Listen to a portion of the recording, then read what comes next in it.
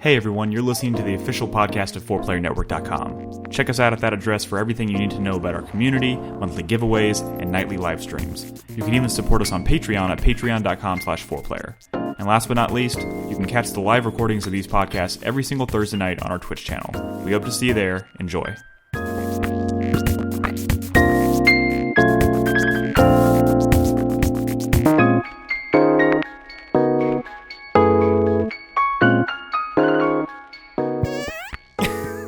Hey everyone, welcome to 4Player Podcast. This is episode 610. It is August 15th, 2019. My name is Nick Henderson. To my right is Brad Simons. What's up, bitch? Nolan Hedstrom. How's it going, everybody? And Christopher Davis. Good evening. And welcome to the video game discussion to end all video game discussions. I'm just kidding. It's probably not that. Really. But we have a lot of stuff to talk about tonight. Am I wrong? Or right? Or wrong? Am I wrong? Have you chosen a house in Fire Emblem Three Houses? Yes, I have. Oh, okay. Don't you do the very beginning of the game? Yeah, so you've played at least a battle. I've played 3 hours of the game is what I'm saying, but I've had the game for about a week, so it's one of those, like, I play a little bit before bed, but anytime I get into bed to play Fire Emblem, I know this is early, but I had mentioned that Crispy did Black Eagle and I did Golden Deers, and I did Black Eagle, I'm sorry. You stupid jerk. Tell me how you really feel. I'm sorry. Everyone's just picking Black Eagle because of the... You know why? Because it's a lady? I mean, that's probably because there's the cool hot lady, and that's why everybody picks Black Eagle. Well, it's weird because, like... What's the other faction? It's weird because... I know we're jumping right into this real quick, but, like... Purple parakeets. You think about Fire Emblem, they had the 3 houses, right? Yeah. And when I'm looking at the art, I'm thinking to myself, okay, I'm picking one of these characters, and I'm like... In my head, I'm thinking, okay... Whichever one I'm picking is the playable character. You don't get to fuck That's them. not at all the case. The characters, you have the character that you make and you play as, and then you pick the house. Yes. And I'm constantly, like, confused about, like, the relationship between me and, like, who the kids are. The heads of the houses. They're not. I thought they were professors. You're students. Yeah, they're students. House heads are always. You chose the Black Eagles because you want to fuck your student. Maybe. What's wrong with that? Nick wants to fuck the head All boy? these horny Fire Emblem fucks. Hey man, if you can't play Fire Emblem because of horny reasons, what can you play Fire Emblem Was for? that entirely the point of one particular Fire Emblem? Yeah, like this you one. wanted to get 3 houses. This is the one. But you're playing as a lady, right? Yes, I'm playing as a lady, and I picked the house with the lady. And then I was like, what have I done, actually? I feel like I've made this... Excuse my French, but, like, who cares about Edelgard? The main character has the biggest... tits in the game? I was going to stop myself because I realized this is not appropriate. Wait, should I be playing? I'm saying myself is the hottest chick in the game. Sorry, I said it. I'm sorry. Should I be playing Fire Emblem? I mean, actually. Yeah, it's pretty good. I've done a few battles. Only a few. But, oh my god, I forgot. I went to look down on my phone for feedback, and I saw the vegan I do recruit women for non-horny reasons. I know, and you're a man among men, Brad. You're one of the few good ones that's still left in this world. So how many men are in your house now? Well, I actually haven't been playing Fire Emblem because I've been playing Dragon Quest. And I haven't been playing Dragon Quest because I've been playing something else. We will talk about Dragon Quest. We will talk about Rebel Galaxy Outlaw. We will talk about Dicey Dungeons and a few other things on tonight's episode. A couple things I want to mention before we get too far into it. Obviously, of course, I always like to mention Discord. If you're new, if you're listening to this show for the very first time and you're like, what the hell are these people talking about? These guys seem cool. Or maybe they don't. Their community seems cool. Whatever the fuck. Discord.gg/4player is the best place to keep in touch with us, to keep in touch with the community, talk about all kinds of weird shit and fun video game shit. It's a great place to be all around, and it's absolutely free. Check that out. I also want to mention weekly Patreon update because, of course, as we mentioned a couple weeks ago, we are now focusing our Patreon goals around the number of patrons we get instead of how much money we're pulling in from Patreon. And we're working up towards getting 150 patrons so we can do our next Project M event. Guys, literally, we are going to do a Project M this year with like 20 more patrons. Some people... Even less, right? I realize some people listening to this show, a lot of people have been around for a long time. Yeah. Some people might not have any idea what the fuck a Project M actually is. But we've done it Yeah, maybe people Twice. wouldn't know. We've done like the big ones. Well, and twice. then we've done some minis. We've but done yeah. some Correct. mini projects, but essentially it's a race. It's a race. We pick a game. We do a big fancy setup on the It's stream. a race to see who can come in second place. It's a race because it's always Nolan. Nolan's always the fucking winner. Fuck it, No, God damn it. he didn't even place an Ocarina of Time. That's because he wasn't there. But Good job. Point is, we're gonna pick when we hit 150 patrons. We're gonna pick a game and we're gonna do an event. It's usually a ton of fun. It's usually like an all-day kind of thing. We did Ocarina of Time way back in the day. That was like 2009 or 10 or something. Who got second? Definitely wasn't Who got second in 2010. Mario? I know we were neck and neck. And then we did Mario 64. think you did, Nolan Brad. won. I think you got second. So if this is like heat based, I got first and then second. Nolan was DQ'd in the first one. Not DQ'd. Or not DQ'd, but More he like didn't get it any didn't points. exist. He didn't get any points from the first one. So, he has 1 point. I have He was a 3 DNS, points. did not start. The point is, come see who gets second place on our next project. Fuck Tim. you, It's gonna Nolan. be He studies, I bet. it's gonna be a lot of fun. I don't Watching know. speedruns. We haven't 100% decided what we're going to play next, but we've had conversations, and we're trying to figure it out right now. We have the Patreon update I wanted to give, though. We are up to 131. We need 19 more. 19, and these can be $1 subs. It doesn't matter if you're a $1 patron or a $10 patron. Of course, we appreciate all tiers of support out there, but if you want to just give us $1 a month on Patreon, that contributes toward the goal. So if you're interested in supporting us at patreon.com/4player, check it out. Of course, there's different perks to being at different tiers. You can check all that information out there. But I'll drop it for now. I just wanted to mention we're up to 131. We need 19 more, and we'll do a Project M. Hopefully we can make this happen before the end of 2019. So we will see what happens. But anyways, without further ado, let's talk about video games. I want to, of course, read feedback from our last episode. Reminder: last week was we did a board game night. We try to do one of those a month, or one of those a month. Not really a board game night, but a community-based, A non-podcast night. a fun night, a fun non-podcast night. So last week we got together and we played Code Names, which was actually a lot of fun. I looked up the different code names. They make a code names duets. And I think I might get that for couples play. It's funny. He said cream. Whoa! What? The word cream did happen, right? That happened last week? Yeah. Maybe. It was like one of the cards, and I said cream. And everyone was like, ooh, ooh, he means piping hot semen. I said ass. Oh, my Lord. Anyways. Congratulations, Man of the Lamb. He said couple. That's basically the same as bukkake. At the end of these nights, we usually raffle off the game that we're playing. Last week we chose Man of the Lamb. Your copy of Code Names is actually on the way. I just sent you the tracking information in Discord, so check that out. But yeah, now I'm going to read feedback from our last episode, which was actually 2 weeks ago. Not a ton of it tonight, but I got 2 piping hot comments coming at you, Brad. These hot takes? Or? This is going to be the piping hot show. All right. A ropey comment. God damn it. Oh, shit. What the fuck? This just got weird. Our first comment comes from Drew327. He says, regarding last week's Witcher show discussion, I wasn't trying to say that my consumption of all Witcher media made me an authority on it. I was just trying to provide a data point of a person who is familiar with the franchise and liked the trailer. I agree with Nick, it didn't look cheap, and I liked the vibe. As far as my having bad taste, I think he's looking at you, Brad. You did make the joke. Probably when you hear this opinion, I think the current industry dominance by superhero movies is the worst thing to happen to cinema, and I'm sick of it.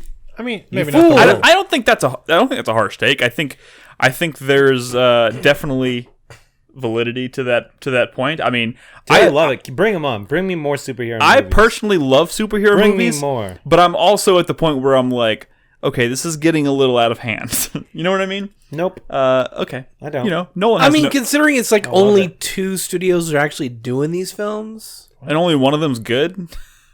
Well, that is a fact. I mean, that, Although, I don't know. The other ones had a couple point, good Nick. ones. You got a strong fact over there. Very accurate. 100%. DC's making a little bit of a comeback. I don't know. Wonder Woman was pretty good. Wonder Woman and Aquaman were not bad. when the bar is not bad, That's pretty bad. I mean, come on.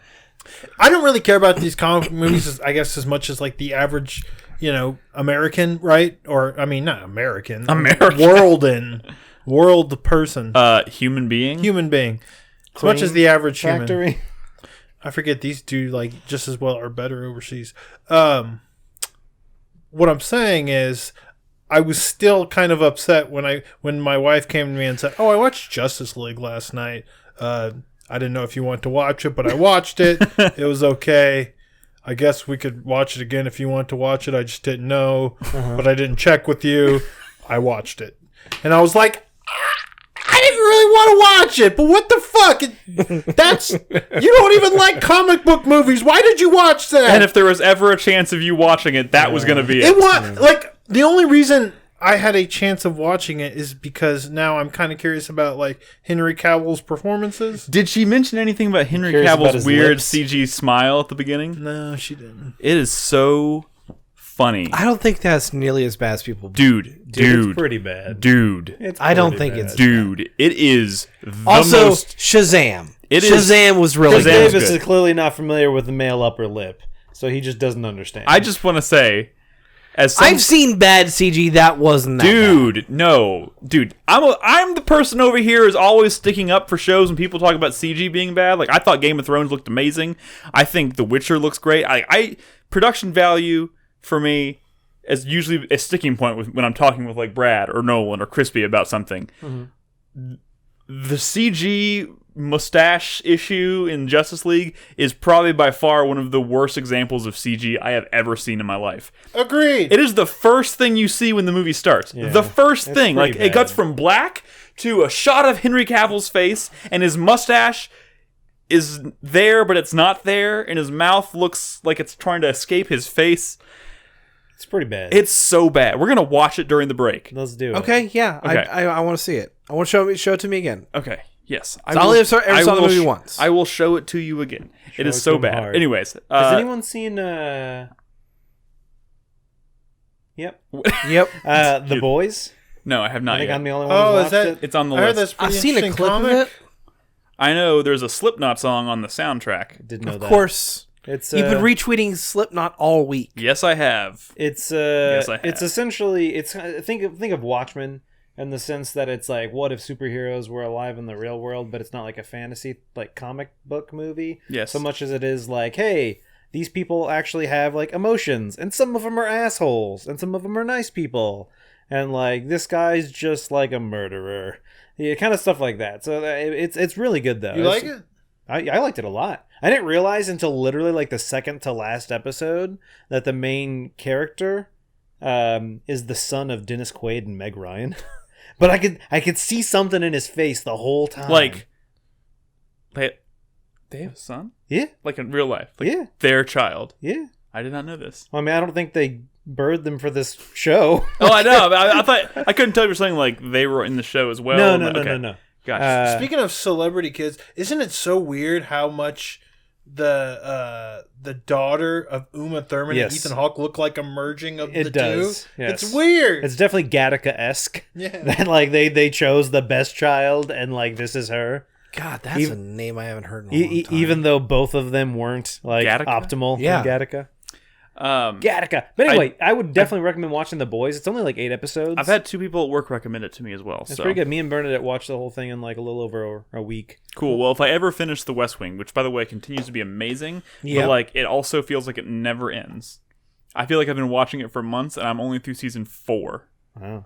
But it's an amazing But show. anyway, like the series kind of like starts with like the equivalent of The Flash. It's kind of like a Justice League-esque kind of like, I mean, they have like a Superman character, Wonder Woman character, Aquaman, Flash. But yeah, it starts with like the Flash like running through a person. Everything I know about the show, I've seen. I have seen Yeah. from the Slipknot music video, which Oh, okay. starts with him holding the severed hands Yeah. and like the shit. So So it's- it's From all the that shit happening. Slipknot music video. It's Yeah, they pretty have a cool. song on the soundtrack, and they do a that's music that's video. kind There's of clips from like the to show. give you an idea what this show's about.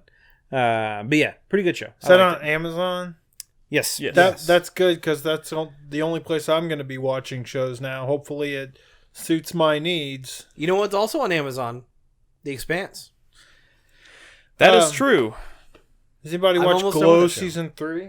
I haven't. I actually did like season 2. I've been meaning to watch season 3. We still have more feedback to go through. Oh, Brad's fine. just honestly trying to test the mics, Yeah. but we need to move Yeah, we on. were all way too loud and we were peaking, but I turned us down, so hopefully we sound a little bit better. My hero.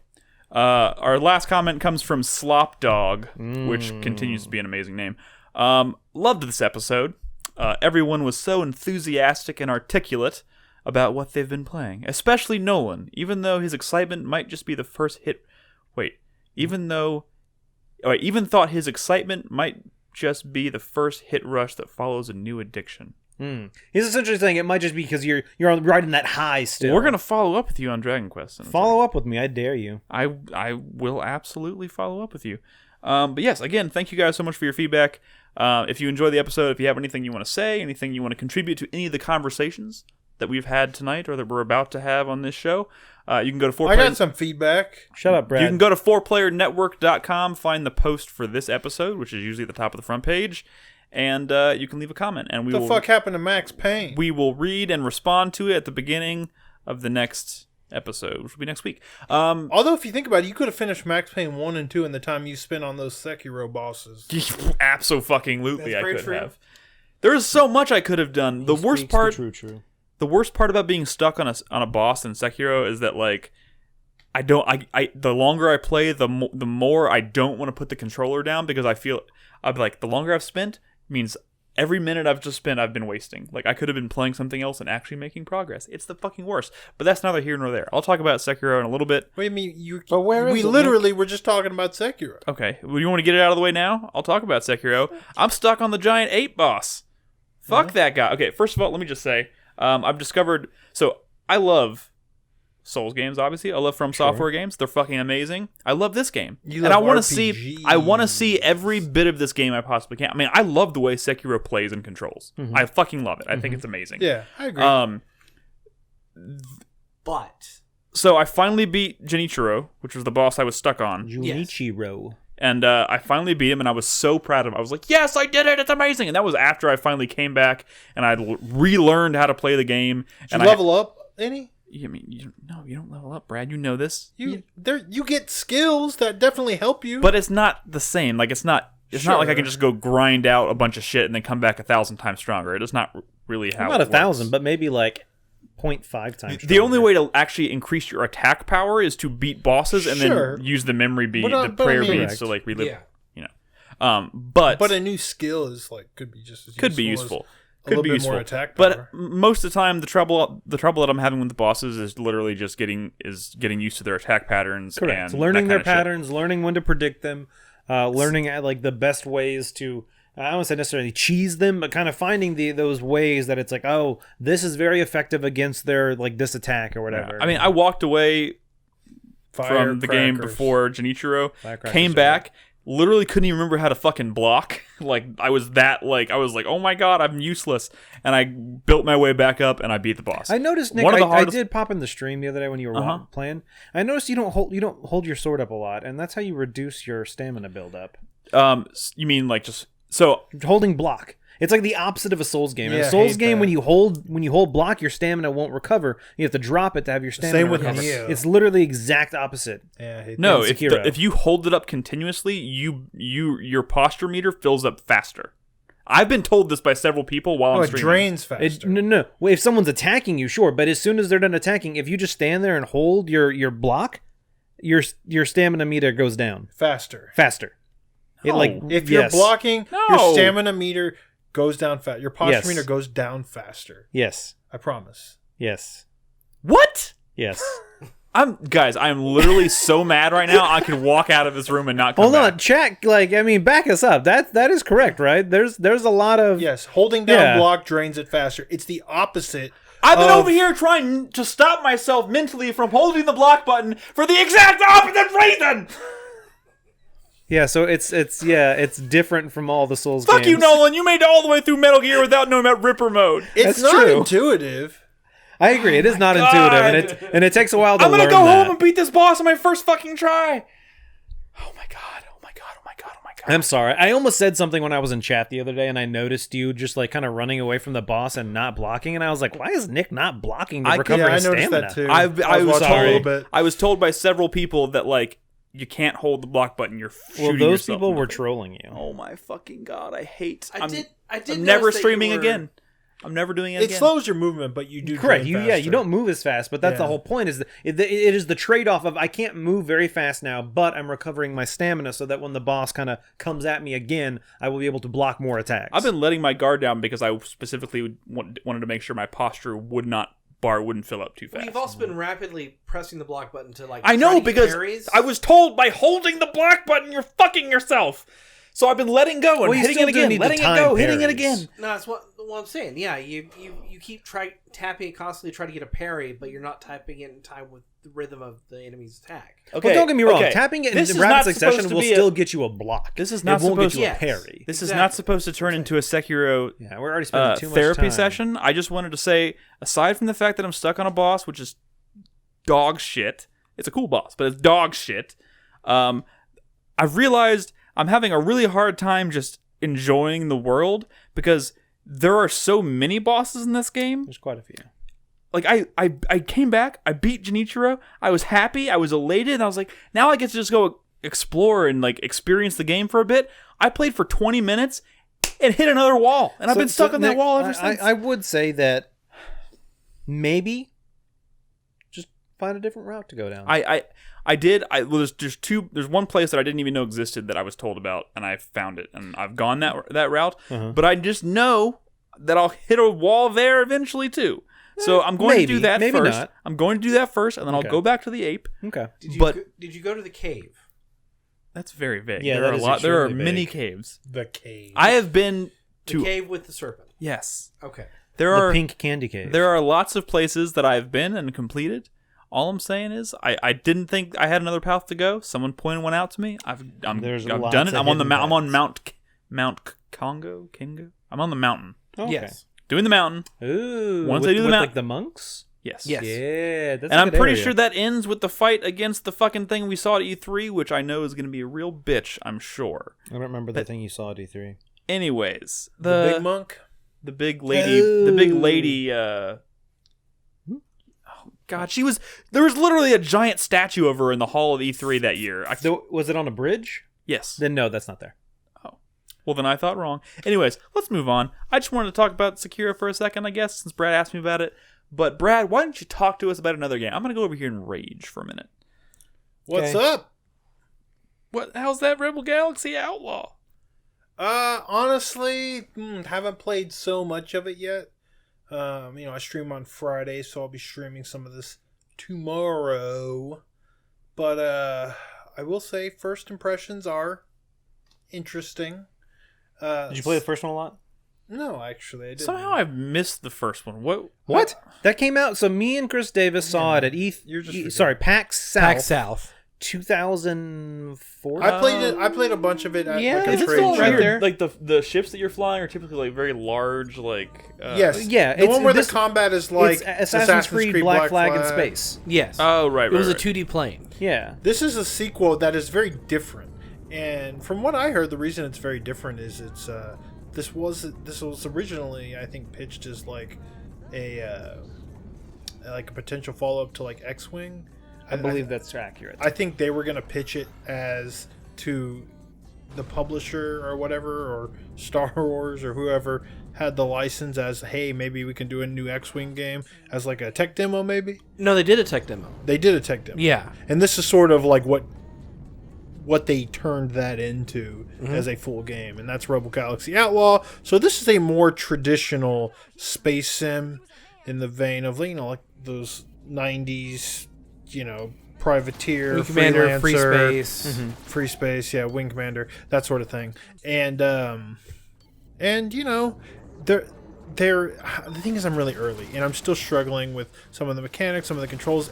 They definitely don't hold your hand in terms of getting you used to like the game's mechanics and unique systems and whatnot. And I haven't played one of these games in like a very long time, honestly. So I'm having some growing pains.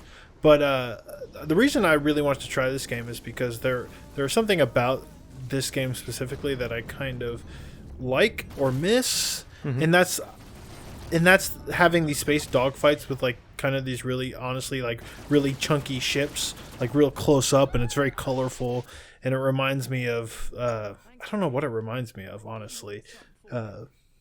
I like most space games that have very like sleek the ships are it's like very futuristic. Think of what's that one, like a episode 1 of Star Wars, like all the ships are super like shiny and like very streamlined, which in all honesty doesn't make sense for space. Everything's very there's clean. No reason to have something sleek in space because there's no fucking air. There's nothing to resist you moving. So having these big, giant, fucking clunky looking ships that granted, were like, this is the first ship, and it's like super. Correct. Yeah. It looks like they took a bunch of fucking shipping containers and just slapped them together. And it's utilitarian. Yeah. And I kind of like that look, and I like how the crafts, like they're some like dogfighting games, some space sim games. The things you're fighting are like very far away and off in the distance, and you're kind of blowing them up before you ever get kind of up close and personal. And I like how this game, it all feels kind of up close and personal. It's sort of a different speed, a different type of like dogfighting flow, if you will. I don't know. Again, I don't play like a ton of these games, at least not recently. There are a lot of indies these days, I feel like, that do this type of game, but this one just sort of had a different look and a different feel to it, and I immediately, as soon as I saw it, I was like, oh, that does look kind of cool. It's very colorful, like all the different lasers. It's a lot more colorful nebulas than the first and stuff. game, I will say. I mean, the coloration and stuff is a lot of is a big part of what kind of has drawn me to like games like No Man's Sky, which I haven't honestly played a lot of, but it's something I've been wanting to get back to specifically because of the color. Better than No Man's Sky. I'm talking about because of the coloration and the depiction of everything is so much different than what you expect from space. Like, but see that's all like sleek, and it's like it seems like it could be a fucking painting. You know what I mean? Like, this if you want to talk about like that the art in this game, kind of like the work they put into it. From watching the behind the scenes videos is incredible. They basically put in their own version of Photoshop into the game that's user friendly. You can paint your own fucking ships. That's pretty cool. With like professional quality tools. Interesting. Yeah, but I mean, there's still gonna be like these kind of chunky ships, which again, it's cool. It kind of reminds me of like a less sleek Colony Wars. Colony Wars was chunky and colorful, but it was almost like stylized. This kind of reminds me of that, but more, like you said, utilitarian. And playing some Yahtzee? Yahtzee. So one of the other cool so there's a lot of stuff you can do in space stations now. You can like play pool. They have like a full game of pool you can play. They've added a lot more. The original game, I don't want to say was like bare, but I mean it was pretty simple. It was you're at a space station, you get a quest, you go off, you complete the quest, you go back and return it. Maybe along the way you encounter some pirates and find this up a is still sub-quest. that, but I understand. There seems to be a little more personality they've now. definitely added a lot more. And you're playing a character who's like voice acted. In the first one, were you playing a this is a prequel actually, and this character you're playing as is the main character's aunt. From yes, I am aware of that. It was voice acted. I am aware of that. Although I like the voice acting in this so far. I don't know if I'm too fond of like the main voice actress. I don't know. It seems a little well, I don't know. Heavy-handed? No. It's just like not like maybe like they're not a native English speaker, or maybe the voice acting director wasn't a native English speaker, but it feels a little clunky. You got a problem with people who aren't from America, bro? Wow. You went there, Nolan. You had to go there. You couldn't resist. You saw the opportunity. When English is a second language, it's a little different. Well, whatever. Fucking with you, Brad. It's fine. Yeah. One of the things I do like about this game, so if you remember the first Rebel Galaxy, they had like really cool music, but it was all that kind of like space trucker music, right? Correct. This has like GTA style different stations. Ooh. And honestly, this is one of the things that made me want to try it. But so there's like, it's got like a station that's a lot like the music from the first game. They have like a classical station, but they have like a jazz station now. So it's like Cowboy Bebop. Bebop. Yeah. Oh, shit. It feels like Cowboy Bebop listening to that stuff. Well, which there is you really go. Cool. I think that's out of everything you've said about the game so far, I feel like that sells it the most. So that looks like one of the freighters from what- fucking X-Wing. Well, I mean, is the core of this game basically dogfights, or do you do a lot of exploring? it's open world. There's a lot you can do. Like, did they bring back mining? Yeah, I don't know if you've gotten there. I haven't gotten there, but I know it's there. Wait, do you go to planets? No, you don't Not have to, like all land planets, on but, a like, planet. space You stations and- stop at stations and stuff, but you will interact with stuff in the world. Like I said, there in the first game there was mining, so you'd go and find these asteroid fields with certain minerals, and you would mine them because maybe someone needed it or you need it for a quest or something like that. Yes, dogfighting is a part of it. You're jumping to different systems and all that. Yeah, different systems. You're using like ports to kind of jump around and Yeah. stuff. So I mean, there's more than just dogfights. You might have You might get missions. you might get a hot tip about some pirate cargo drop, and that's somewhere in an asteroid field. You can go find that. Things like that.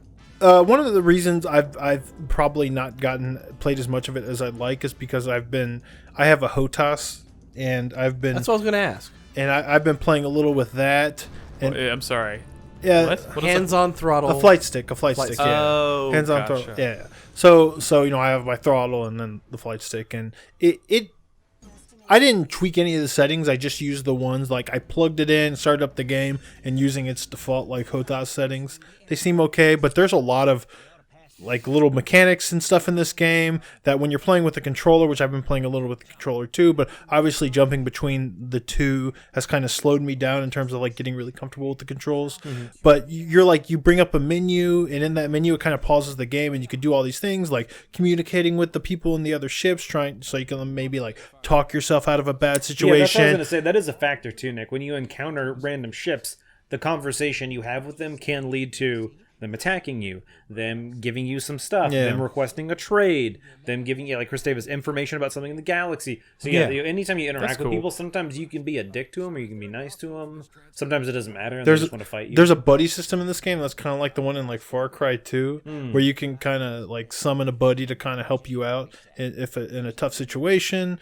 Far Cry 2, that's a weird pull, but I mean that's what it reminded me of. That's a deep cut. There's also a power energy system, so you can divert power from your shields to your weapons to your thrusters or whatever. So which was a staple of X-Wing and TIE Fighter. Yeah, exactly. But I think in TIE Fighter you could shift your shields to the front, or in X-Wing you can shift your shields to the front versus the back. You can't do that here, which I kind of wish you could, because sometimes I just feel like I'm getting pelted so hard from the rear or the front, and I just want to put my shields in the front, but I can't.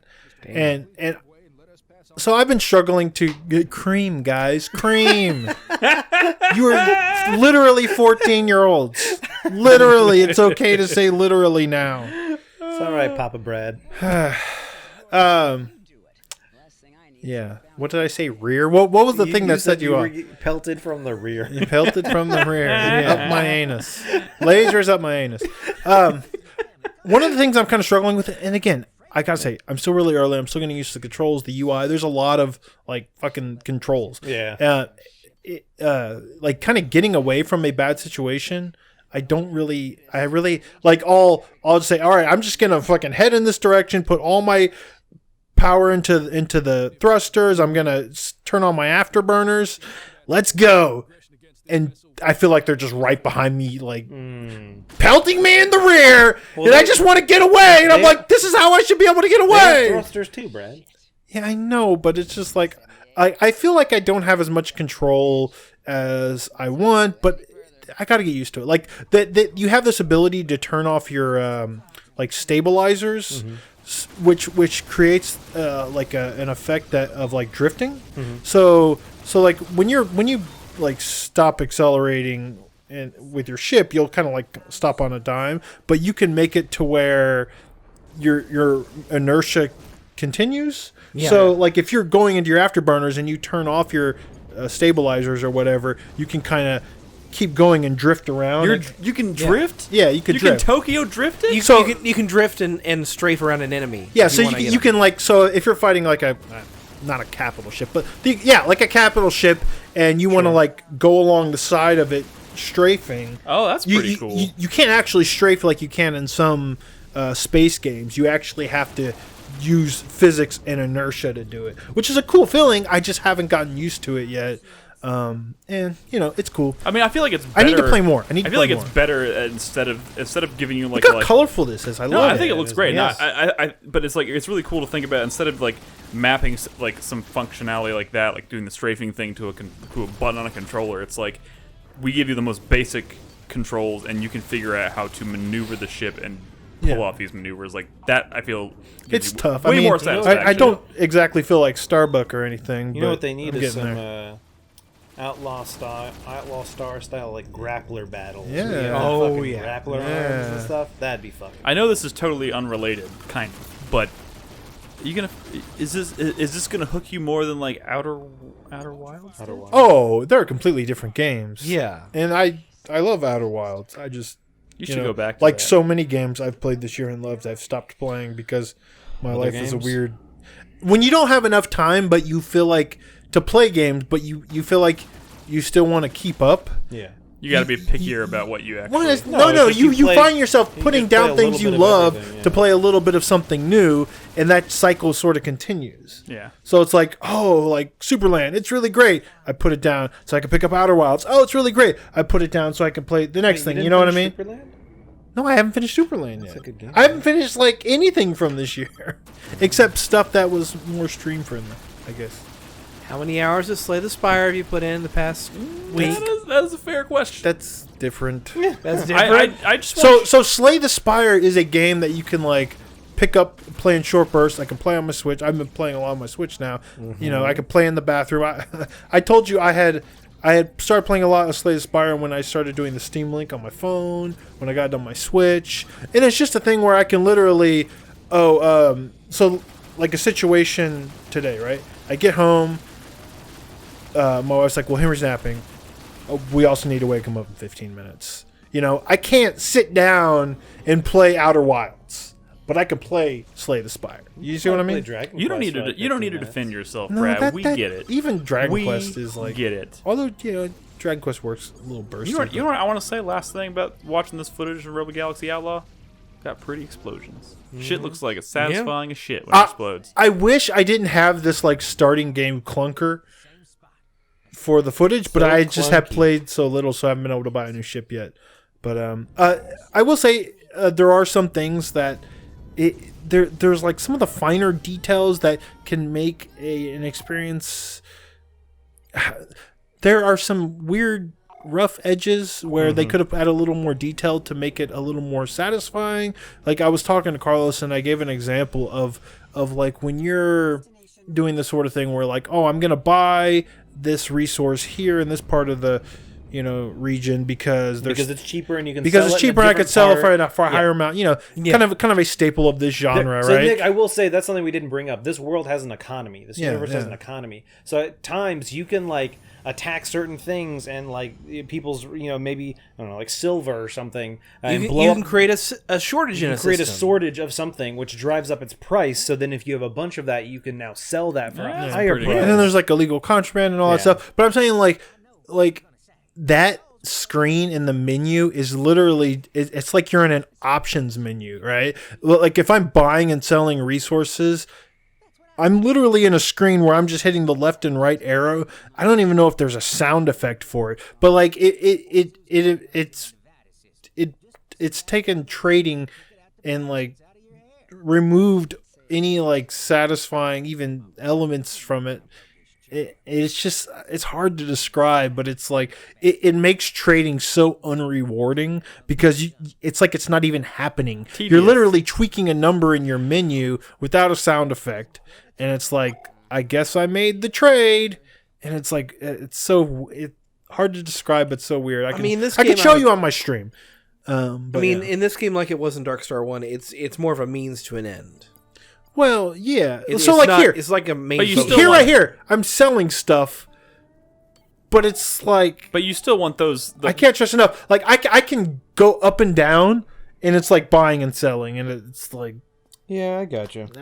You still want those elements to have some kind of like satisfying feedback, or it's not going to make. But some of that stuff's really good, right? You know, like when you're talking to people in the bar, it seems like high production, but then in other aspects, it's like weirdly like kind of bad. Also, like the mission board, or like when you're selecting new missions to buy, it's all these little like they're all lined up on the bottom of the screen, and you got to scroll through them. It just seems like a really bad. I've bit my tongue. A really bad UI element, you know, of cycling through that stuff. I wish I could just see it all in the screen in front of me, and hopefully that's something organized that in a nice chart. And maybe fix, because that sounds like it's a potentially easily fixable issue. It reminds me of the inventory in like Skyrim before I modded it completely. Gigamir in chat wants to know if the game has any performance issues. What are you playing this on your PC? Oh yeah, I mean I'm playing on my PC. Wait, is Epic Store exclusive? Epic Store exclusive right now. Yeah, no, I mean it runs great on my PC. Cool. This game definitely screams Epic Game Store exclusive. Well, I think anything indie anything is Epic. You mean it's an indie game? Yeah, pretty much. Pretty much. All right, cool. That's Rebel Galaxy Outlaw, available now, I suppose. Nolan, I'm playing an indie game that's not an Epic Store exclusive. Oh, you're gonna start which means I'm gonna play it too. Yeah, probably. Sounds like Brad. Sorry, you can't steal it off my Steam list. Sorry, you can't share. I can't share Rebel Galaxy Outlaw. That's all right. I'll live. All right, tell us about Dicey Dungeons. Start playing Dicey Dungeons. It is definitely scratching that Guild of Dungeoneering itch. We have footage for this tonight? Yeah, we do. Cool. It is. There's no audio on it, by the way, Chris Davis. Don't know why that happened, but whatever. That's half of Nick's videos anyway. So anyway, true. It is a roguelike. I don't want to say Nick's card. out. Yeah, I don't want to say card based. It's I mean, it's a dice based. It's dice based. It's more like character based. The cards are almost like skills, right? Correct. Yes. So anyway, so here you have an example of me in battle. Every battle you roll X number of dice. You start with a certain number as you go through your run. You get more dice. Are you fighting a sentient vacuum cleaner? Yes, correct. There's a lot of weird enemies. Yeah, there's lots of weird types of enemies. So anyway, like Brad was saying, you have all of these skills that you can acquire throughout the game. You can upgrade those skills. You can trade them in and out. Tweak your loadout. Correct. So you only have X number of slots of what you can bring into battle. So you have to choose. I might have, 15 skills, but I can only bring like 6 of them. So I got to choose which ones I want. And certain skills you'll notice are bigger than other ones. So they take up more slot room. Yeah, this is the current loadout basically. Correct. And so, I'm using, here's I have a skill that if I put an even number dice on it, it does damage. And if I put an odd number, it gives me a shield. Of that quality or that number, and a lot of the dice like rolls are kind of like whatever number you put on here, that's kind of what affects it. I have this skill that's re-roll, so whenever I throw a dice on there, it just re-rolls that dice, so I can try and get numbers that I want. You don't always necessarily want higher numbers. Sometimes you want lower numbers. Yeah, because you might have a card that says the dice needs to be below three and under, right, to even be able to use this skill. Yeah, interesting. And so that's kind of the thing. And so you can see the enemy just used like a blind ability on me, so now I have 2 dice and I don't know what their values are. So it's like, well, shit. Like that's I don't know what is this. Did you re-roll a blind die? This is my first time being blinded, so I wasn't sure if you re-rolled it, if it would reveal it to you. It does not. That die is blinded for that turn. But yeah, and so think of it similar to Slay the Spire in the sense that you unlock new characters, so they have different abilities. I've only unlocked one other character. I started as a warrior, and then you unlock the thief. Dude, so after that you unlock. So, I haven't been playing this, but I watched somebody play it. Mm-hmm. And the next character, I think, is a robot, and it plays so differently. I played the robot when I was at PAX. So, the robot, instead of getting, like, the dice, you have, like a random number generator that you get to use, and you essentially generate as much dice as that will, like, it has, like, a limit. Yeah. And you can only generate, but you can generate, like, a bunch in theory. You could essentially roll, like, 10 ones. And so you can have a bunch. So yeah, it's hard to describe, but once you kind of know the first couple of classes, it's easier to understand when the classes get weirder. But yeah, you must have played this like 3 or 4 years ago. He played it at PAX South. Yeah, I played it like this year. Yeah. I thought you meant Prime. Sorry. No, I said PAX South, I think. Yeah, this was at PAX South this year when I met what's his face. Terry Kavanagh? Terry Kavanagh. Yeah, he was there. This is from the makers of VVVVVV and Super Hexagon. Mm-hmm. Love that dude. So anyway, yeah. So I actually Terry was the one who demoed the game to me. Is the music really good? Yeah. Oh yeah.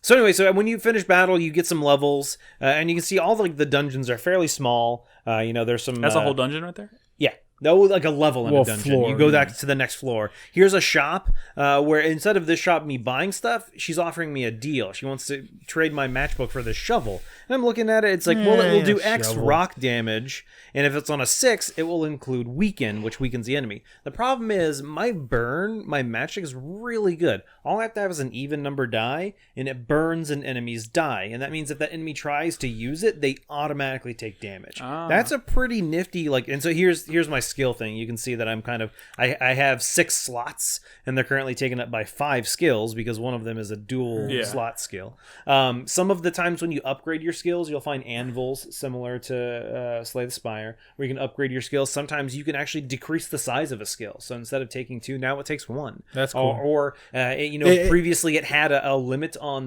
you can only go up to 3 on this die. Sometimes it'll raise that limit or remove the limit. The skill loadout system reminds me a lot of how you equip the tank in Valkyria Chronicles. Yes. Oh, okay. Where, you might get a more powerful, engine, but it takes up a larger spot, right? Yeah. That's a good example. The grid, the loadout grid.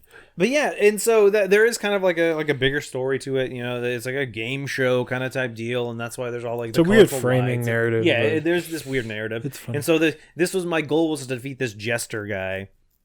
And he's like a vampire. And it happens at the end of this footage. This is pretty long footage. We're not going to get the whole thing. It's 20-something minutes, 25 minutes. Because you were just hooked, weren't you? Oh, fuck yeah. As soon as I pressed record, I was like, I guess maybe I'll stop at some point. Oh, yeah, I forgot. There's also limit breaks. So my character, the warrior, his limit break is Fury, which means as soon as you activate it, whenever you activate a skill, that skill will be activated twice. So in that instance, I happen to have a 6, which meant I used that ability, so it did 6 damage, but it did 6 damage, or whatever, twice. Yeah. Yeah. And the one for the rogue, the robot's really cool. I don't remember the robot's Fury. So the weird thing, well, I don't want to get into the nitty gritty, but know that each of the characters seem like they play really very differently. Different. And there's also a lot of characters. I can't remember how many. I think it's 7. 7, yeah. Damn. So yeah, it's one of those things where it's like I said, it's like Guild of Dungeoneering. It's kind of some RNG to it. The levels will be a little bit different each time. You'll fight different enemies, and you have different goals that you're trying to achieve. Why is this not on Switch? Dude, this perfect Switch game or a phone even. I mean, give it a couple Give months. I'm sure in time they'll you know how long I waited for Slay the Spire. But yeah, dude, so it's one of those things like Slay the Spire or whatever. There's just so many different little tiny elements. Real quick, isn't Slay the Spire, regardless of whether you got it on PC or the Switch, isn't it still a 2019 game? No, it is definitely a 2019 game. You said because it came out of early access. Do you know how long I had to wait to get it on Switch? It's not that long. It both came out this year. I thought Slay the Spire came out in January and came out on Switch in May or something like that. It's 5 months. Wait 5 months. It came out in Wait 5 months and play this on Switch. I don't want to wait 5 months. Yeah, that's a good point. That's the real dilemma, I guess. You don't want to wait. But yeah. But anyway, so here's so I didn't realize that he had cursed me. So your first attack does nothing, which always sucks. But anyway, I was able to defeat this enemy. All enemies are different. Some have attack with poison, some focus on fire, some focus on reducing your number of die or whatever. There's lots of different things. One of the nice things about this game is as soon as you level up, you regain your health, which is very helpful because health does not persist through battles. And so you can see right here, I think I'm gonna choose this upgrade. I'm gonna choose to upgrade one of my equipments. And so I literally get to choose it and so in this one would remove my max 5 limit, which means I could use a die of 6. Checking what's in my backpack. Do I want to reduce this one's size from 2 slots to 1 slot? Kind of stuff like that. This one just adds an extra, every time you attack, it adds a little bit more damage. This is a pretty nifty one because if some cards have a number on them, and it's not that you need it, as soon as you get that number reduced to 0, it takes effect, and that lasts through turns. And so that instance, what it was if you put at least 10 die on this card, and they can persist over time. So if I put 4 on this round, and on my next turn I put 5, that's 9. It persists. You get 2 d6, which is super fucking helpful. And I don't know if I do it right now, but I think later on I do it to where I upgrade that one, so I only have to put 5 on it. So if I'm able to get 5 on it, I get 2 free d6, which is super fucking helpful. Yeah. Here's the next level. You can see there's all different kind of enemies. You can see there's an anvil. There's a apple that gives you some health and stuff. There's a shop. Like the look of this game reminds. Oh god, what is this? Giving me vibes of. It looks like an educational game. You know what I'm talking about? Number munchers. I can see it. Yeah. I can see it. Leapfrog. Yeah. But yeah, I mean, with dice, our art style Math and whatever aside, it's still a really fucking fun game. I've been really enjoying it. Is this your next addiction now that you've? Well, actually, I don't even know if you put down Dragon Quest. I just know you finished it. I don't know. It's definitely one of those games where I as soon as I sit down, I'm probably not going to stand up fairly soon afterwards, just because it is a lot of fun, and it's one of those things where it just kind of keeps going. But I don't know. I'm still gonna keep playing it. In the instance of the kind of final first battle or the first dungeon you're in, you fight this vampire, and he can only be killed with like a wooden stake. And so you have to bring that item in the battle, and then I think it starts with 40 something on it. Yeah. And so throughout the battle, you have to constantly keep throwing dice on it to get it lowered. But it only actually even takes effect when the enemy's HP is 5 or below. So it's this kind of constant battle of I'm trying to throw dice on this card while also damaging him. But he's a vampire, so he sucks my health away and gives it to... And so it's just kind of back and forth push battle. And pull, yeah.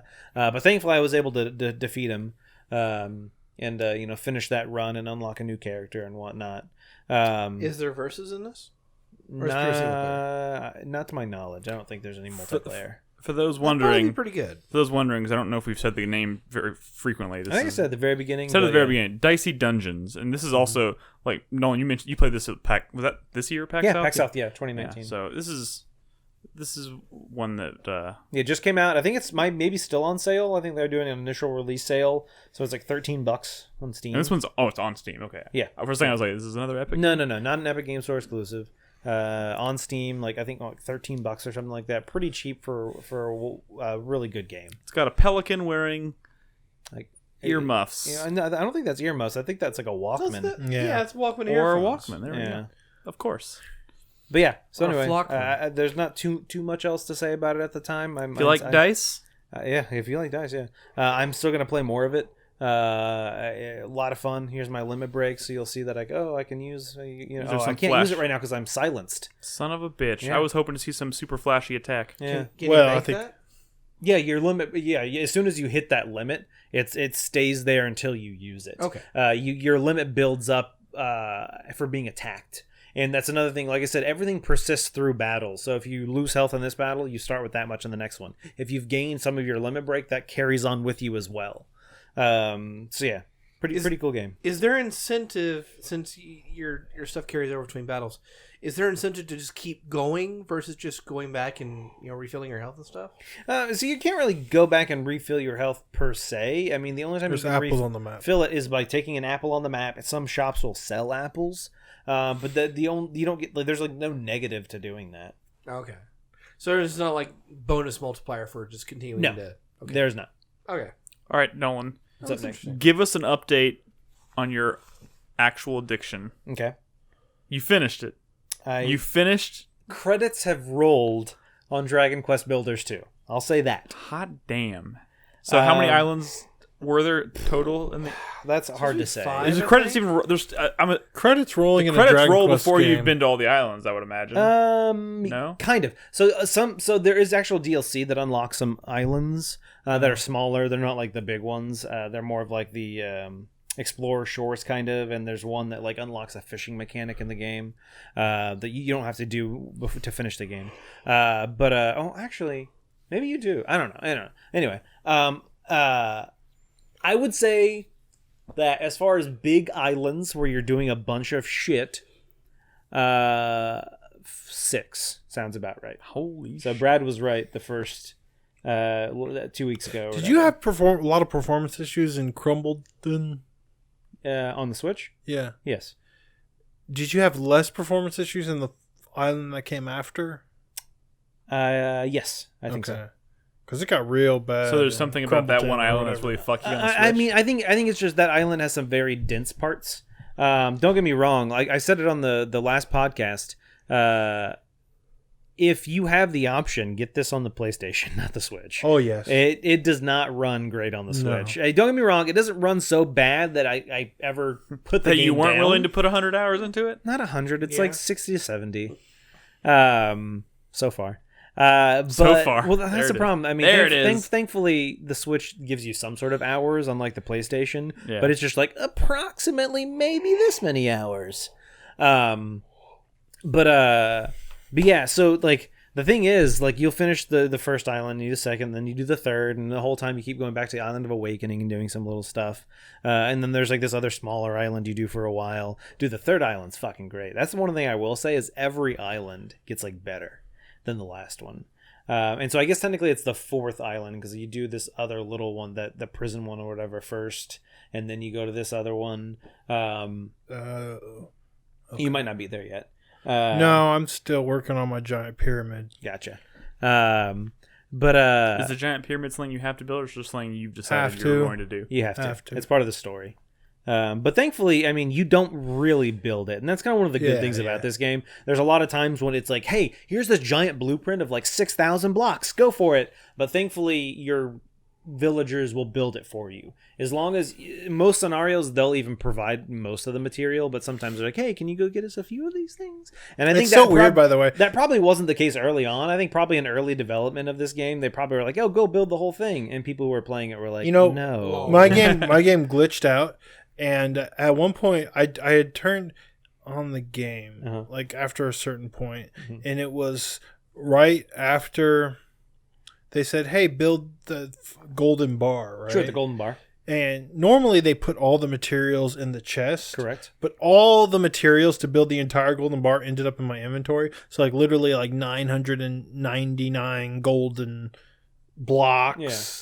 And stuff, and they still took stuff out of the chest to build the golden bar, but for whatever reason it glitched out, and after I loaded a save, all that stuff was in my inventory, so I got to keep all that stuff even when I went back to like the Island of Awakening, instead of just bringing back like a certain amount of ore. So like anytime they tell me to build something, I'm just building it with golden walls and golden floors because that's what I have the most of. So it's just like absurd. So I have like these little straw mats in these houses made of gold. You have the gaudiest fucking like. Yeah.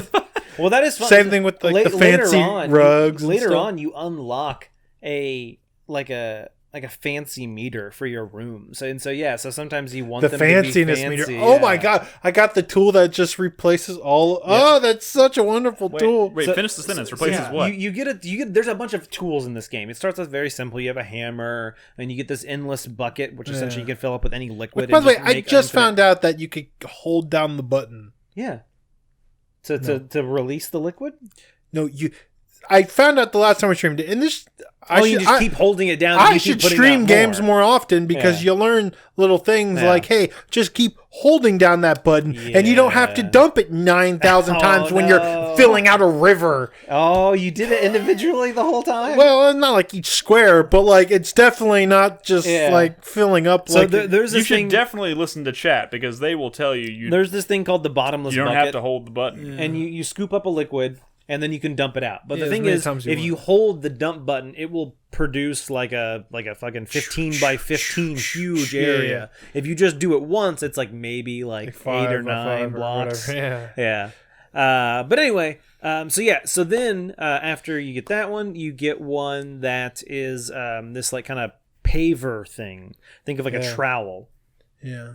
And when it starts, it lets you like replace blocks, but what you can do is essentially in like a 5x5 or something like that grid below you can replace whatever you're standing on with X block from your inventory automatically with gold. So yes, with gold or with whatever. So like before, like I want to make a house and I want to put carpet. I would literally like carve out like all the blocks on the floor and then replace them with individual like carpet blocks. But now I could just swap them out like instantly. That, Brad? Not yet. I just so when you upgrade it, you get to create walls like a 5x2 wall. So you just kind of, when you're going to build a building, you're like bam, bam, bam, bam, and then cool. dude. So that's one of the things where I think the game does a very good job of slowly giving you those upgrades. So it makes you early on. You got to. It's like fucking Stardew Valley when you start with a hoe and you can only do one square at a time, and then eventually you unlock. It's with like the watering can, only water one plant at a time. It does a good job of kind of slowly giving you those upgrades, so you don't take them for granted. You're like, thank God, there's so much in this game. It's cool. So I take it you like this game. It's all right. Be a lot better on PS4. Right. But yeah, so that's the thing, Brad. There gets to a point in the game, I'm just going to let you know now, the game's like, hey, once you start this, you got to finish it. And you're like, oh, here comes the final battle. It's not. Like 7 or 8 more hours on another island. You can't go back though. You have to finish that new island. Oh, the old ending fake out. Yeah, but I was just like, oh, here we go. I'm at the end. Nope, way too I fucking was common. nowhere near as close to the end as I thought I was. But you got there. Yeah, I did. I did finish the game. Sorry, like I said, credits have rolled. But then, like, it kind of like right post credits, it's like, hey, now the game begins, kind of. So because now I'm on this island. That's when I give the giant fucking middle finger. Yeah, you have you have all of these tasks that you can complete. You don't have to. That's like other Dragon Quest games. Like post game is like such a big deal. Yeah. So I mean, you have all these the tablets that are on the island, and they give you quests, and it's like, oh, try and do this, try and breed these animals, and try and create a farm. And so, dude, I have this fucking massive farm. And one of the cool things is towards the later part of the game, you get this thing called and you're not there yet, Brad. I guess it's monster food. And so every once in a while, when you defeat an enemy in battle, they'll like be like, hey, you seem like a cool guy. And you give them some monster food, and then they follow you around, and they're a companion. And so, like when you do that with these like vulture birds, you can now grab onto them, and they fly you around. What? And then there's just this fucking dual sword wielding machine, these robots. And when you befriend them, they will till your fields, plant your seeds, and harvest your crops for you. Whoa. Like the fucking full gambit. Like, villagers won't harvest for you. They'll just, like, kind of go over and, like, water your shit for you. But these guys will fucking do it all. And so I have these giant fields of crops, and you just see this fucking swarm. I have 5 robots just going out, and I go over to my chest that's in there, and it's like, oh, I got, like, 4,000 cabbages now. Because they're just, like, constantly tilling my fields for me. And the Chimera, is the birds. And the birds, he's just fucking going at it in the kitchen. He's just fucking cooking a storm, because you have like what's that girl in the red dress or whatever. A lot of girls. Well, anyway, she'll like cook for you. Like if you put ingredients in the kitchen. If you make a kitchen, they have a chest in there. Yeah, if you cook something, they'll learn from you and they'll start cooking it. Yeah.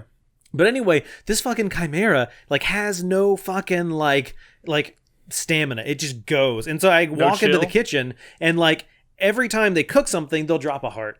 Like, oh, I made something, yay! And like when the lady's in there, it's like there's like I come back and there's like 10 hearts. I come back after the Chimera's been in there's like 50. He's just like cooking everything. And so I have this chest that's just filled with cooked food. It's like, yes, I don't have to cook my own food anymore. All rotting and stinking. No, thankfully it didn't rot. So let's fire all the human workers and pretty let much. robots get the robots and the monsters, man.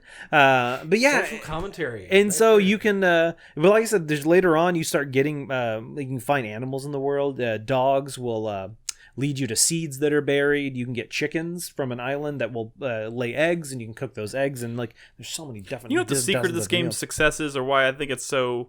It's like, and I'm sure this is not the only game that does this, but like this. Like, the game starts by giving you all these things and making you wish, like, man, I wish this was more efficient. I wish I could do this faster. Yeah. And then they, like, give you one. Yeah. Like, yeah, you can do it faster now. Yeah. Like, oh, shit. Yeah, that's like I like this. It's like sprinklers! It's like fucking crack. Here, have a trowel that lets you replace shit. Here, have some an irrigation system. And it's like, oh, this is just making my job easier. And everyone likes to have their job made easier. Like, that's the secret, man.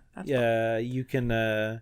You find what other animals? I have some cats, and the cats don't really do anything. I think every once in a while they'll bring you something. Nolan is going to become a fat overlord of his robot army. Pretty much. You have I found cows on this island, and you can use the bottomless jug to milk them, and they like produce milk. Bottomless jug? Can you make rivers of milk? No. Unfortunately, you can't dump out the milk. It just goes right into a bottle. But you can drink all the milk in the world. Yeah, dude. I found coffee beans, and I have this huge coffee crop, and so I have all these like just like coffee, which is like energy and stuff. Did the game make you do all this stuff? That's the thing, is like the game doesn't technically make you do anything. No, but I mean, like you're talking about the Island of Awakening. It's part of the tablet quest. The tablet quest will be like, hey, plant a bunch of crops. Hey, recruit. You asked Nolan that question. He's like, no, it didn't make me do it. The game would be like, well, so that's the cool thing I was talking about the Explorer Shores. The Explorer Shores are these islands where you can just find resources, which is helpful because you need resources to do stuff. But B, once you kind of analyze all the resources on the island, you get unlimited of XYZ. So I now have unlimited wood. I have unlimited straw. I have unlimited iron. I have unlimited coal. I have unlimited. So I have all this unlimited stuff, and that's something highly recommend before you go to Moonbrook.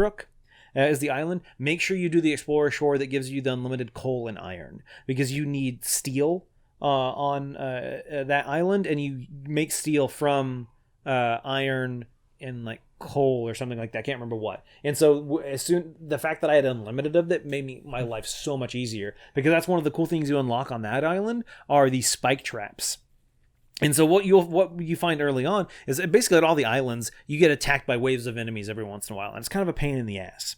But as soon as you have the spike traps, what you do is you essentially just dig a big trench in front of your base, throw a bunch of spike tracks in there. The enemies come in, they fall in, and as long as you have a strong enough block in front of them, so not like dirt, but if you put like a castle wall or an iron block, they can't break through it. And so then they're just slowly taking damage from the spike trap. And then every once in a while, I'll go back out there and collect all of the oil and meat and shit that they've dropped, and then just like I thought you were about to say collect all the bodies. I was like, whoa. Well, I mean, can. So that is the thing on the third like big island, Moonbrook, you have to like some of your soldiers die, and you have to fucking dig graves for them and bury them. That's cool. And dude, that was a fucking clusterfuck, because I kept accidentally not burying them correctly, and it was just me picking up bodies and moving coffins, and like I accidentally got in the coffin, and like there's this fucking cluster of fucking suddenly got dark. Yeah, dude, it was. All right, we need to. Yeah, if anyone hasn't played Dragon Quest Builders, I was very reluctant. The second one particularly, dude, it's a fantastic game. It is so much fun.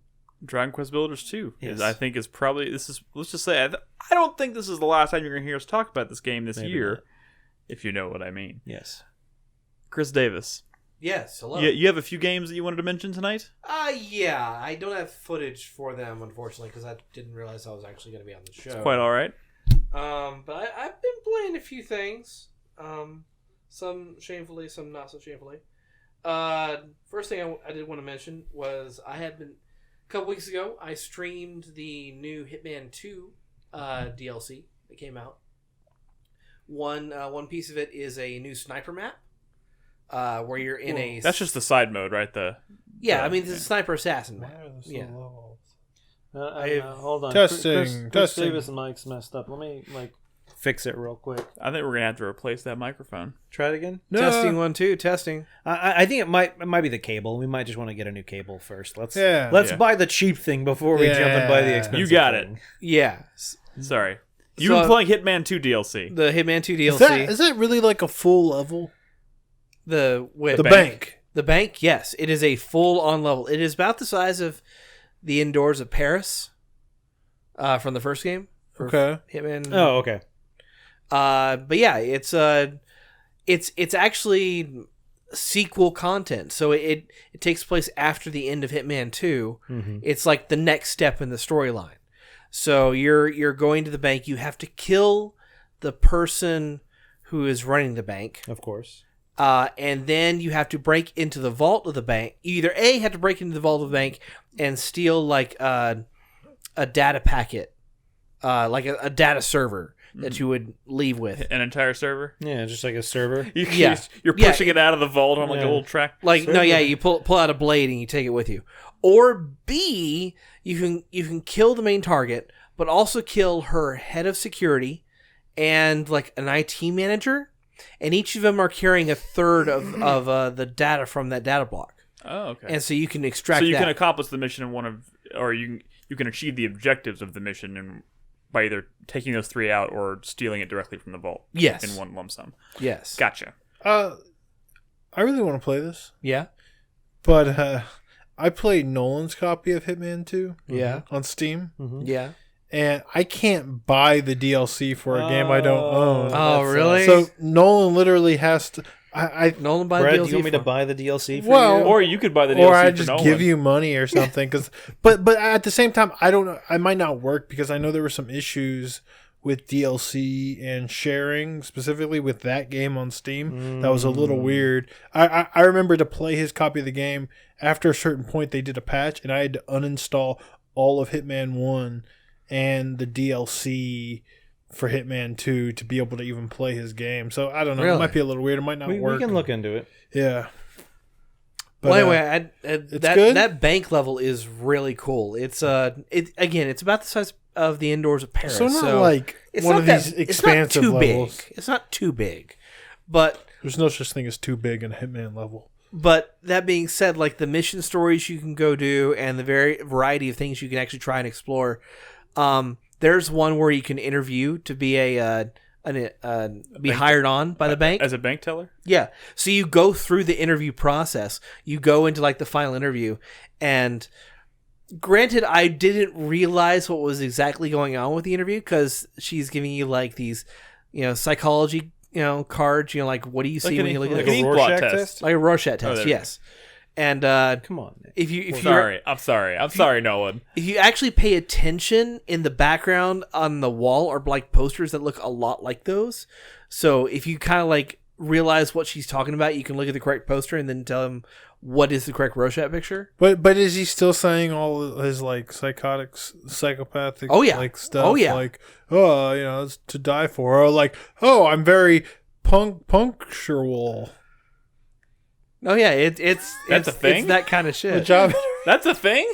And I actually he's always like, these hot dogs are to die for when he's like serving hot dogs or whatever. Yeah. I actually fucked up during that psychology thing, so I only got one of the answers correct because you can only choose like 3 options and you get 3 questions. So I only got one correct, and they said I wasn't good enough based on my answers for the position of like getting access to the higher executive floors. You failed your interview, but I was good enough to be like an accountant. So they said you won't be able to like go to the top floor, but you've got access to the rest of the bank. So that's cool. Depending on how you perform in the interview, it gives you access to certain parts of the bank. Yeah, so necessarily you don't fail. That's fail. Fucking cool. Fucking cool. There was another one where I posed as another employee who was getting fired that day because your main target hates him because he wears the ugliest sweaters in the world. So you got to wear an ugly sweater. So I got to wear an ugly sweater. I went up into her office and like she had her guards leave and she was pacing around just giving me this just brutal like fucking breakdown of how much she hates me. And so I pushed her out the fucking window and she landed in the fucking lobby and killed her. It was great. There we go. And there's another one I saw. Wonderful ending to that story. You're spoiling stuff. Okay. But we do have other games we got to cover, so let's. But it's really cool. And I started with the sniper map. You're in a Siberian. You're at a Siberian prison. Maps? I like the sniper maps. Some of them are pretty good. I like them. They're fun. They're asides though, right? They're shorter experiences, right? Yeah. And they're meant for almost instant replay for what you do. But you're supposed to you take out the warden of the prison, and you're supposed to kill an inmate of the prison that's going to jailbreak that day. But you can cause the jailbreak. So you're taking out guards. You can actually you'll have a lot of the prisoners, the inmates. Chris Davis, you're spoiling shit. You're also getting a lot of detail. Okay. You're spoiling shit. Does Agent 47 say? It's pretty fucking cool. Does Agent 47 after he takes shots say red is the new black? He doesn't really speak in the sniper maps. All right. So what I hear is Hitman 2 DLC is good. Really good. Let's move on. And it's again, it's not like side content. It's like continuing the story. So you get like cutscenes and which I hear not a lot of people particularly care about, but that's cool. I'm actually interested in the story. I mean, I have a feeling I would be too, but I'm just it's Hitman. It's Hitman. And the other game that you've been playing is something that we played this game as a group when it was in alpha beta. I don't know. No, Secret This Neighbor. is a different game. We played Hello Neighbor. Oh, those are... Wait, there's 2 different games in the series? There technically are 2 different games. So, Secret Neighbor is Hello Neighbor's basically multiplayer sequel. Oh. The idea is that instead of you being like a single player just guy in the neighborhood trying to break into your creepy neighbor's house and find out what's in the basement, you and 5 other people play as these neighborhood kids who want to break in and find out what's going on in the neighbor's basement. But the catch with Secret Neighbor is that it's a werewolf clone to where one of the kids is actually the neighbor. What? Okay, when he said werewolf clone, I think he's referring to a game.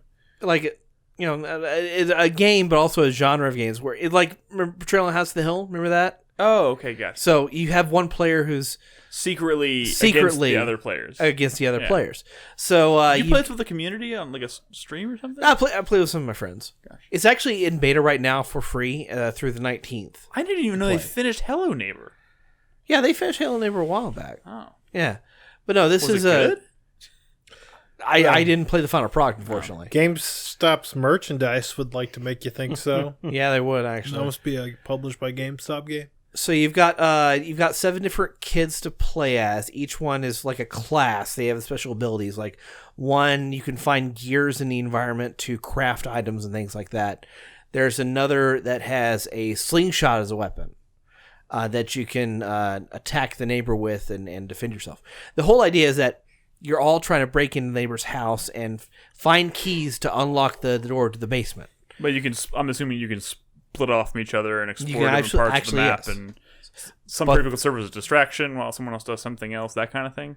Yeah, absolutely. But one player is always actually the neighbor. So they're disguised as the kid, and you can do whatever you want going along with the kids, but your objective is to prevent them from getting in the basement. So it's like Trouble in Terrace Town or something exactly like that? Yeah. So you'll maybe like set up a trap in a room or something like that. Maybe you'll get caught though. Gotta be sneaky. Well, except you're kind of almost invulnerable as the neighbor.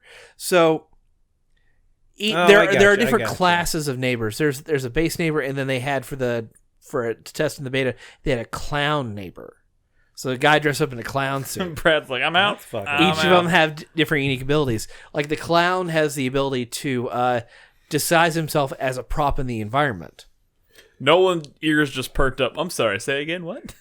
Yeah. Did somebody say prop hunt? So yeah, you can disguise yourself as a prop in the environment, and then you could pop out and grab a kid. I know that's now Nolan's like, I don't think they should be making games where clowns pop up and grab children. And he can also drop a smoke bomb that will like obscure the area, and it acts as like a quote unquote health poison to the kids. Where now the clown is poisoning the children. Why do clowns just seem like natural child predators? I was going to say predator. I just said predators. You went with child predators. The bright colors attract the children. They have candy to attract children. It's all about attracting children. A game of Twister. It's all very fucked up. So the thing about the original Hello Neighbor was that the map, the house that you explore, it randomized every time. And the neighbor's AI would learn from what you do. Kind of like the xenomorph in Alien Isolation. If you came in one window or door, he would board that up or do something to stop you from doing that. Man, somebody should constantly learn. Somebody should mod Hello Neighbor with the alien from Alien Isolation.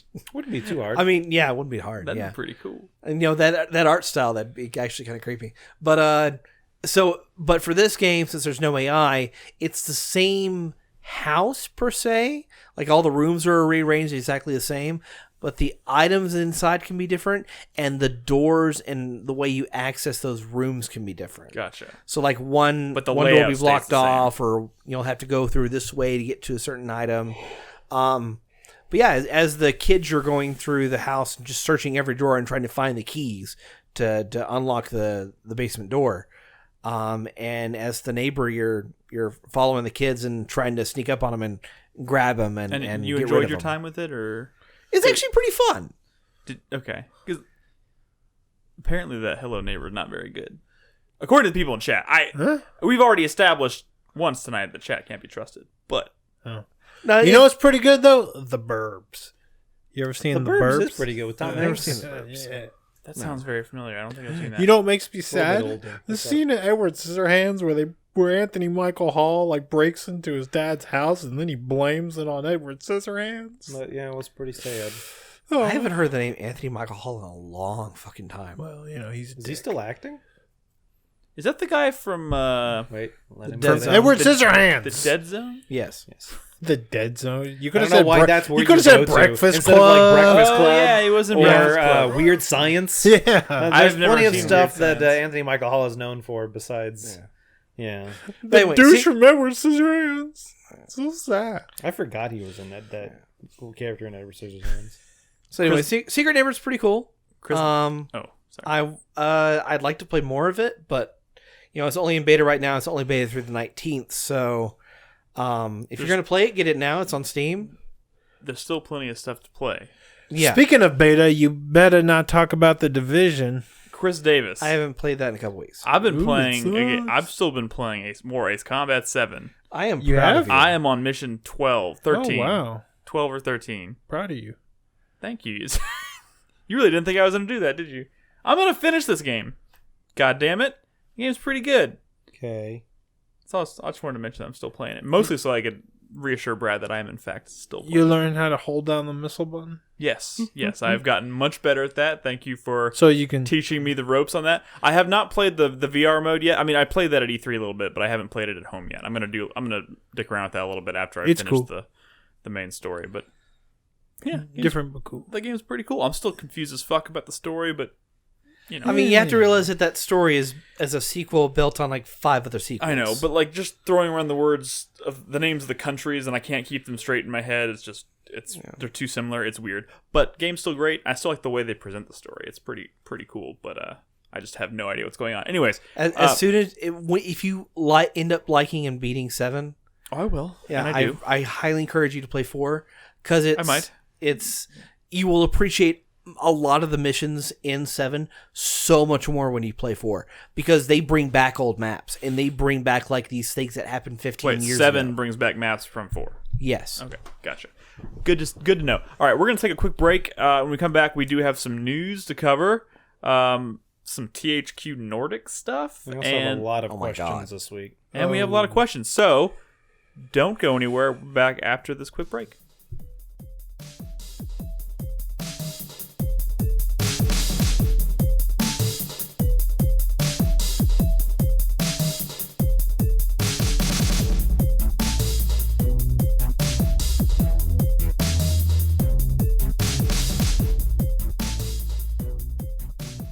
Welcome back to the show, everybody. We have a lot of questions to go through from our supporters on Patreon and Twitch, but we do also have some news topics we want to make sure we cover tonight. So I'm going to go ahead and let Chris Davis hit us with the news topic, and we're going to talk about it for a second. Are you Okay. ready, Brad? Literally Sure. 1 Are you second per fucking news ready? topic. Sure. We're going in alphabetical order, starting with All right.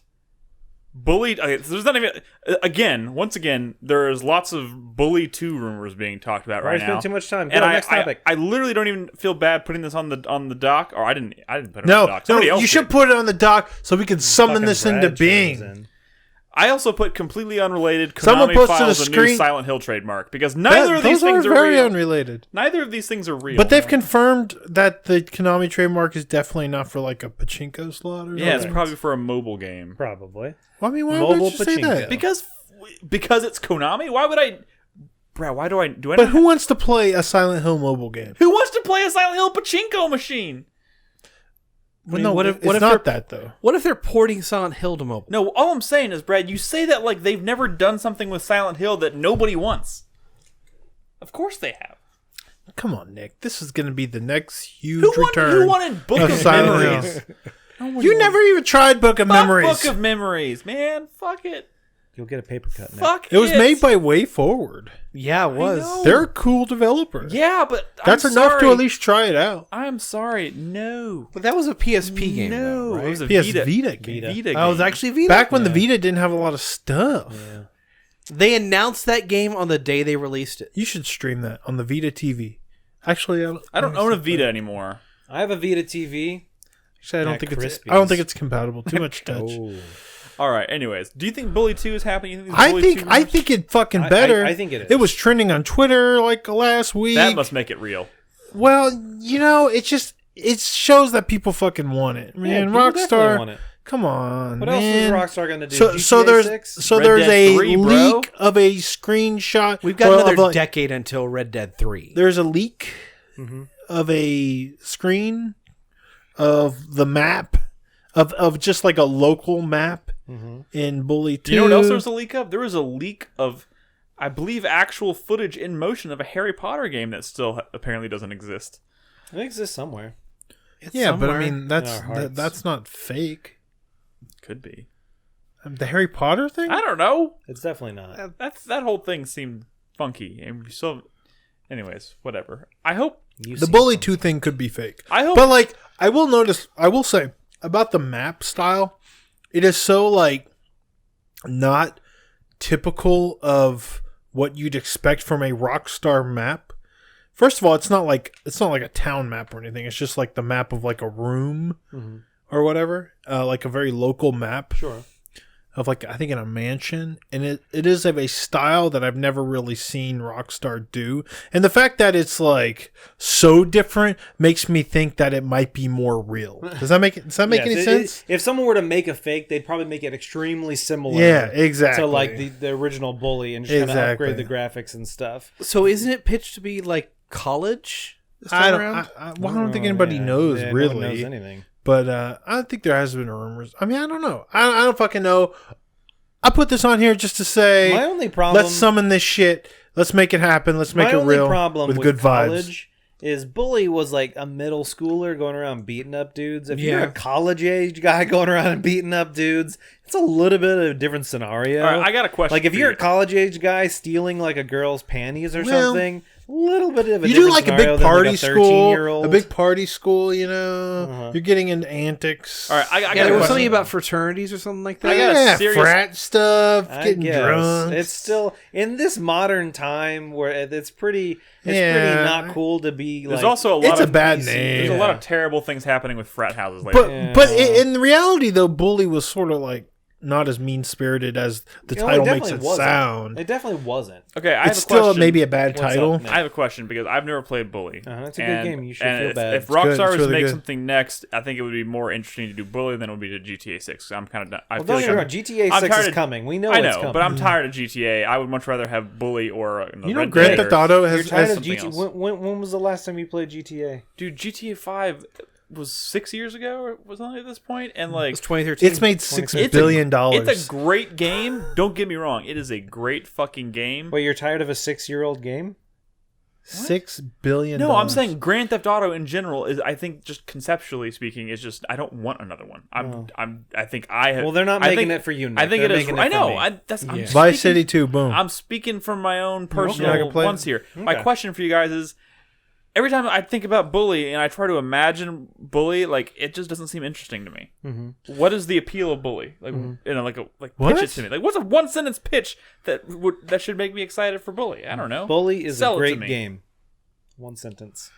I knew that was. Well, I mean, it's like GTA, but instead of the focus on like organized crime, it's a focus on like kind of cool, fun school shit. Giving nerds swirlies, man. Yeah, skipping class and getting into trouble. Yeah, getting into trouble. Walls and skateboards and shit. Skateboarding away from. It's like a Bart Simpson simulator, man. It is actually. It's getting away great. from the truancy officer. Well, why would you never play Bully? That's so weird. Like even after hearing you describe it like that, it doesn't do anything for me.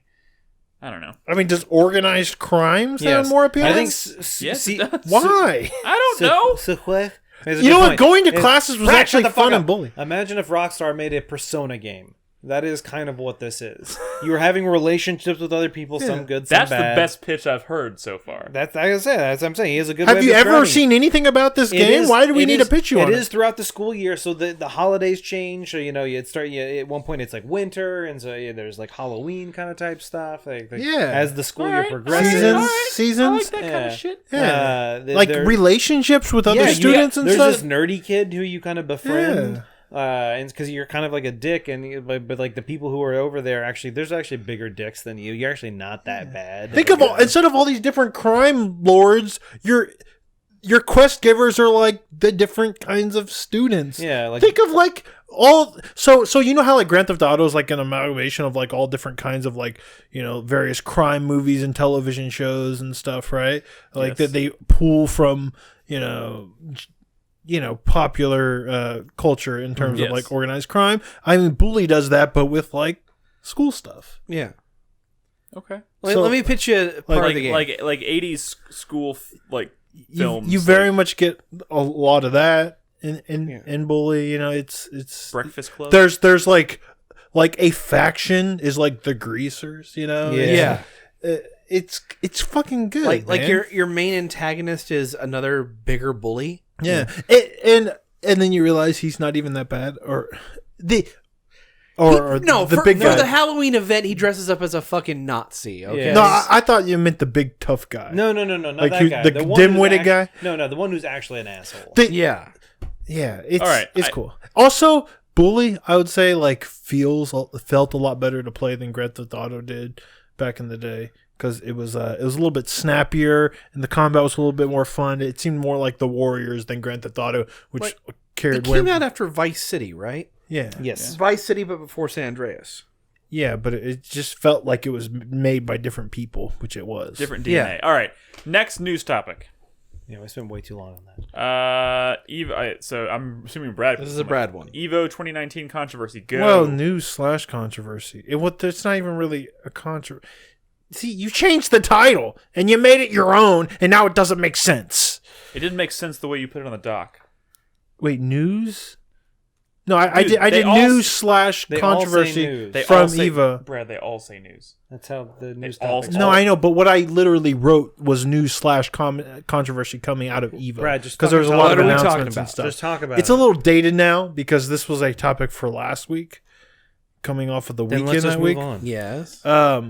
But I do want to say one of the controversies Are you talking outside about of the snake thing. the snake Yeah, thing. I did see that. Was like this boneheaded thing that they did. It was kind of an inside joke that they had made that they took a little too far. Yeah. And when you do that right before grand Well, finals, can you explain it for those who don't know? yeah, I'm about to explain it. So Evo's known for, during the top 8 or after the top 8, after grand finals, they'll make like announcements. If you're going to do a big fighting game announcement, it's probably going to be at Evo, because that's when you have the most eyes. Mm-hmm. It's the biggest fighting game tournament in the world, and that's when you're going to have the most eyes watching it. So a lot of new characters were announced, a lot of new fighting games were announced. King of Fighters. A new Guilty Gear was announced this year. They showed a trailer, it looked really good. A lot of new characters. Well, so when you see the codec, when you hear the codec sound, and then the codec screen, and it's Harada on one side and Snake on the other, and Snake says, "Man, that was some good ass Tekken." You think that's a tease, like, oh, obviously Snake's coming to Tekken 7, yeah. fucking obviously, right? Yeah. I mean, that's what it is. That's what everybody assumed it was, because Rightfully so, yes. rightfully so, right? I mean, they did that exact same tease when he came to Smash, basically. Yes. Well, that's not what happened. That was just an inside joke, and Joke. they didn't have Konami's permission. They didn't have David Hayter's permission. Didn't they get David Hayter tweeted at They him. got David Hayter's voice because someone paid him like $5. I think to say something, but that maybe they didn't say what it was for. Yeah. And he got pissed, and Namco was pissed because all this was unauthorized. So, Yeah. and then they eventually announced 2 new characters for Tekken, and they weren't fucking Snake, even though there's a new season of Tekken characters coming out, which is exciting. But definitely not Snake. So who thought that was a good idea? Like, who sat there and was like, The guy running Evo. we One should of the definitely people, yeah. we should definitely go forward with this. This is a good idea. No. But yeah, Harada crazy. was not a happy man. But yeah, I did see David Hayter's tweets, and he did not seem happy. A lot of cool new characters from various games, coming.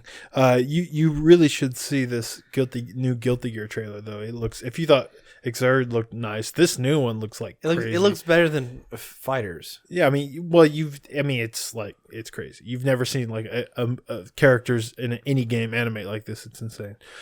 But that sounds intriguing. Yeah, right. there's a lot more. I would have gone into more detail last week, but now it's just kind of old news. Yeah. Leroy Smith coming to Tekken 7. Yeah, yada yada yada. All right, next news topic.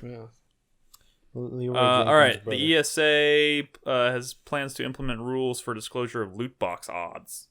Who put this on here? No, nobody in this room put this on the doc. Chris Davis. I think I probably Clearly Chris suggested Davis. it.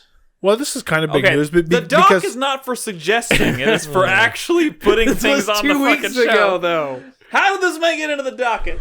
well, Evidently, they're Sony, Microsoft, Nintendo, and some other major publishers actually plan to take major steps forward to disclose loot box odds. They're going to require that if a game is going to be on their platform, it has to disclose in the game the odds of every single item that's in a loot box. All the major platform holders. That's good. So yes, we're going in taking huge steps in the right direction towards not like necessarily getting rid of loot box, but completely, but people making just smarter decisions with discouraging, their money. people who maybe like younger people, especially who this I think especially preys upon. They might realize, hey, I'm not necessarily going to get the thing that I want. But it's more of a half step measure to head off legislation. It's half step. Sure, but sometimes these half step measures lead to real change. Because maybe publishers just don't want to deal with this sort of shit. Or maybe it affects their returns and they say, well, now all of a sudden the money we're making off loot boxes is not worth the bad press we're getting. Sort of thing. No, the only reason that publishers would switch away from loot boxes is that if they found a more lucrative way to make money off a game.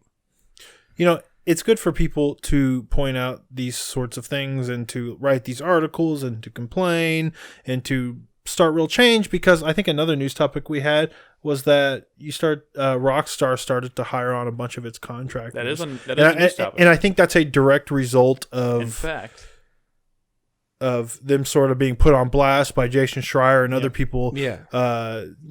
Okay. I didn't know that was actually up there. Sometimes. Yes. y'all need to look at this doc more often. It sounds like. Put it on the doc. Sometimes shit goes on the doc and doesn't actually get made into an overlay. I think that only happens this week. I actually put everything on the doc. On okay. the overlay. Nick makes the overlays. Okay. Well, I mean, sometimes again, because it was older news, I didn't think it would have made the cut, but apparently it all made the cut, sort of. I can't please anybody here. Well, so this is really fucking good news, because this is showing that change and these shitty labor practices are actually Op-eds can have an effect. Yeah, op-eds can have an effect, and this is a really good thing. And it's a really good sign for things to come. It's nice to see contractors historically get treated like shit. They don't have the same kinds of There's a lot of benefits legal reasons and around protections. That, I will say. Well, working at a company with contractors, there's a lot of legal reasons why that has to be the case. But it leads to, a lot of Terrible working conditions. Depends on the industry. Depending on the place or the industry. But yeah, this is great. But I mean, video game the industry specifically has his bad history with stuff, especially with QA. They're not even treated as part of the people who helped make this product. Correct. That is true. Which is insane, right? Because video games without QA would be fucking they'd all messes. be Vampire the Masquerade Bloodlines. But yeah, so that's really cool to see. This looks like a direct result of that op-ed, which is a really cool thing, I guess. Yeah, no, it definitely is. All right, next news topic, which might be the last one. Okay, I think. All right, this is the big one. This is where I kind of lumped everything into one overlay here. But THQ Nordic released a financial statement which was full of all kinds of little interesting tidbits. Yes. Confirming a new Saints Row game is in development, which not too surprising there. I think Saints Row has been fairly popular considering it's like a mainline Saints Row. Correct. It's Saints Row 5 essentially. Yes. It's been 6 years since Saints Row 4 came out. Yes. Saints Row 4 came out in 2013. Nick, you and I lived together when Saints Row 4 What was the one in between? I know we had the one with the superheroes. Get Out of Hell. Get Out of Hell. Was that that was a full Yeah, hell. Well, that was the only it one, was though, an right? expansion, it was a I guess. big expansion. Standalone Yeah, expansion. so it was a Standalone expansion. Well, Agents of Mayhem Yeah. came out and bombed. Yeah. So this is probably a safe return. Yes. In other news, What was the fucking... Oh, that reminds me of Did you know Trine 4 got announced and is like coming out, I think, relatively soon? Trine 4? Trine 4. Yeah, I saw that. So Trine 4 is like a side-scrolling Trine game like the first two. Mm-hmm. But a lot of people don't realize because a lot of people didn't play it, but the third game was actually like a full kind of 3D, a pretty big, ambitious follow-up in the Trine series that bombed. So they're kind of like going back to like a really safe, lower budget thing. Yeah. Because that ambitious thing, going back to what worked. Saints Row kind of feels like that. Like, we did this Agents of Mayhem thing. It bombed, like, horribly. Oh, my God, let's just go back. Let's just do something safe. Oh, my God, we're going to die. The thing about that's what it feels like. But I'm glad they're going back. Yeah, the thing about the Trine series, though, is that with every game that comes out in that series, it gets less and less marketing. So, like, you barely know. We just found out that Trine 4 is coming out, like, what, 3 months? Probably because they have no money after the failure of that last game. Yeah, but like, and they had a couple other projects that bombed. But But other things to come out of this THQ Nordic financial statement include confirmation from the author of the Metro series that he is currently writing another Metro game. Yeah, they've already started development for on a new Metro game. So Metro must be doing pretty well for them. Man, so, evidently Exodus is the best selling of the series. I mean, Exodus you can get for like $10 in places. So. What? So? Wait, really? That came out a few months ago. Well, not February gameplay. But I was, honestly, if you two were like higher on, I might have actually tried it. But like, I fucking loved Exodus. I was over here praising the hell out of Exodus. But you weren't filleting it like you did Days Gone. So I was like, I don't even want to play Days Gone. I'm not gonna play Exodus. Wait, I know that doesn't make sense, but you really like Exodus? I am over here. Yes. I am over here filleting Days Gone, and you won't play it. But since I didn't fillet Exodus, you won't play it. It doesn't make entirely much sense. It does not make any sense at all. I just expected you to. I mean, I hoped you would be higher on it. I think David's more into Metro Exodus than like the only thing about Exodus I didn't really like was the fact that it didn't have that much of an emphasis on like the spooky horror stuff. There's a few pretty good. I'm just saying, I expected y'all to sell me, and y'all didn't sell me. I think you should go back listen to the podcast where we talked about it because I thought I was pretty positive on Exodus, and I will tell you this: out of all the games that I've played so far this year, it's probably up there in my top 3 or top 5. Oh, yeah, it's good. I would say this is similar to the game where you're the Toads, the lady swinging rocks at nights. Ladies swinging slinging rocks at night. Plague Tale. Oh, the rats. I like Metro Exodus way more than Plague Tale. You say you hate Plague Tale. So, why are you twisting my words live in front of my face? Your love for games is like love, love, love. So when it's just like kind of like, what the fuck? Are to me, that translates to pass. You are a. Did anybody else here play? You are a mystery wrapped in an enigma, Brad. Much of it. Does it seem okay? It's a pretty good game. I mean, I heard other people kind of like it. Hey, what are you talking about? Plague Tale. Dude, it's good. No, but I'm saying like... If you had to pick one, though, play Metro Exodus. I know. But like, very specifically, when like everyone else is higher on it than you, then... I feel like I should be offended. I feel like I'm being attacked. No, it's not offended. Like, it's actually great that you don't love something as much as feeling other people. Here. No. Feeling attacked. No, I mean, I'm saying that's a good thing. But when you're in a room with the one person who's played it or whatever, and they're not shouting its praises at you, then, I'm more maybe affected by your excitement than, some of the other people out there, right? Because you're in the room with me. So when you're not like really feeling it, I think you're misremembering how excited and enthusiastic I was about Metro Exodus. Maybe. I might have actually just not been on that podcast or something. You probably just wasn't listening. And you didn't listen to the show. It was 6 months ago. You should go listen to it because I was pretty positive about Metro In the Exodus. rest of the THQ news. Oh. This is the crazy one. Okay, go ahead. Crazy. Dead Island 2 is not only still a thing, they have changed developers again. Yeah. And not only is it's not like, hey, this team is coming on to help us finish this game. That is like the developer, which was it, Saber, Yikes. is no longer working on the project at all. They have been completely cut and removed from it, and the new team has moved in. I forgot what the name of the new team is. This has happened It's multiple times Dambuster already, Studios. right? It's the guys who made Homefront: The Revolution. Oh dear. Okay. Yeah. Oh dear. So former Crytek guys are working on Dead Island 2. Oh dear. Dead Island must have sold like really well. The first one. Oh yeah, dude. It was insanely insanely successful. It's crazy because Dying Light came out and is essentially the same game conceptually but it's speaking. The name. But it is. It must have sold so well that the name is strong enough to where even though Dying Light's a thing, that Dead Island 2 might still sell enough copies to make this project the crazy worth thing it. is like Dying Light is still a successful enough name that they're still producing content for it. Very 3 silly. years after it was released. Very silly. And we're getting they made a sequel battle to it? royale mode like 4 or 5 months ago. Like it is That it is can't be accurate. crazy. Like I don't even know what to think about this. yeah. There's no way that game's gonna be good. Dead Island 2, I mean. There's no way. I mean, if it's anything like the alpha that we saw years ago, It was garbage when we saw it. Oh, it was. Probably not that same thing. It's funny. guys. It was pre alpha. Like that should not have been shown to the public. We literally walked out of a It meeting. crashed twice. We literally walked out of a meeting where we saw Homefront: The Revolution and walked into the office and watched the demo for Dead Island 2. That's funny.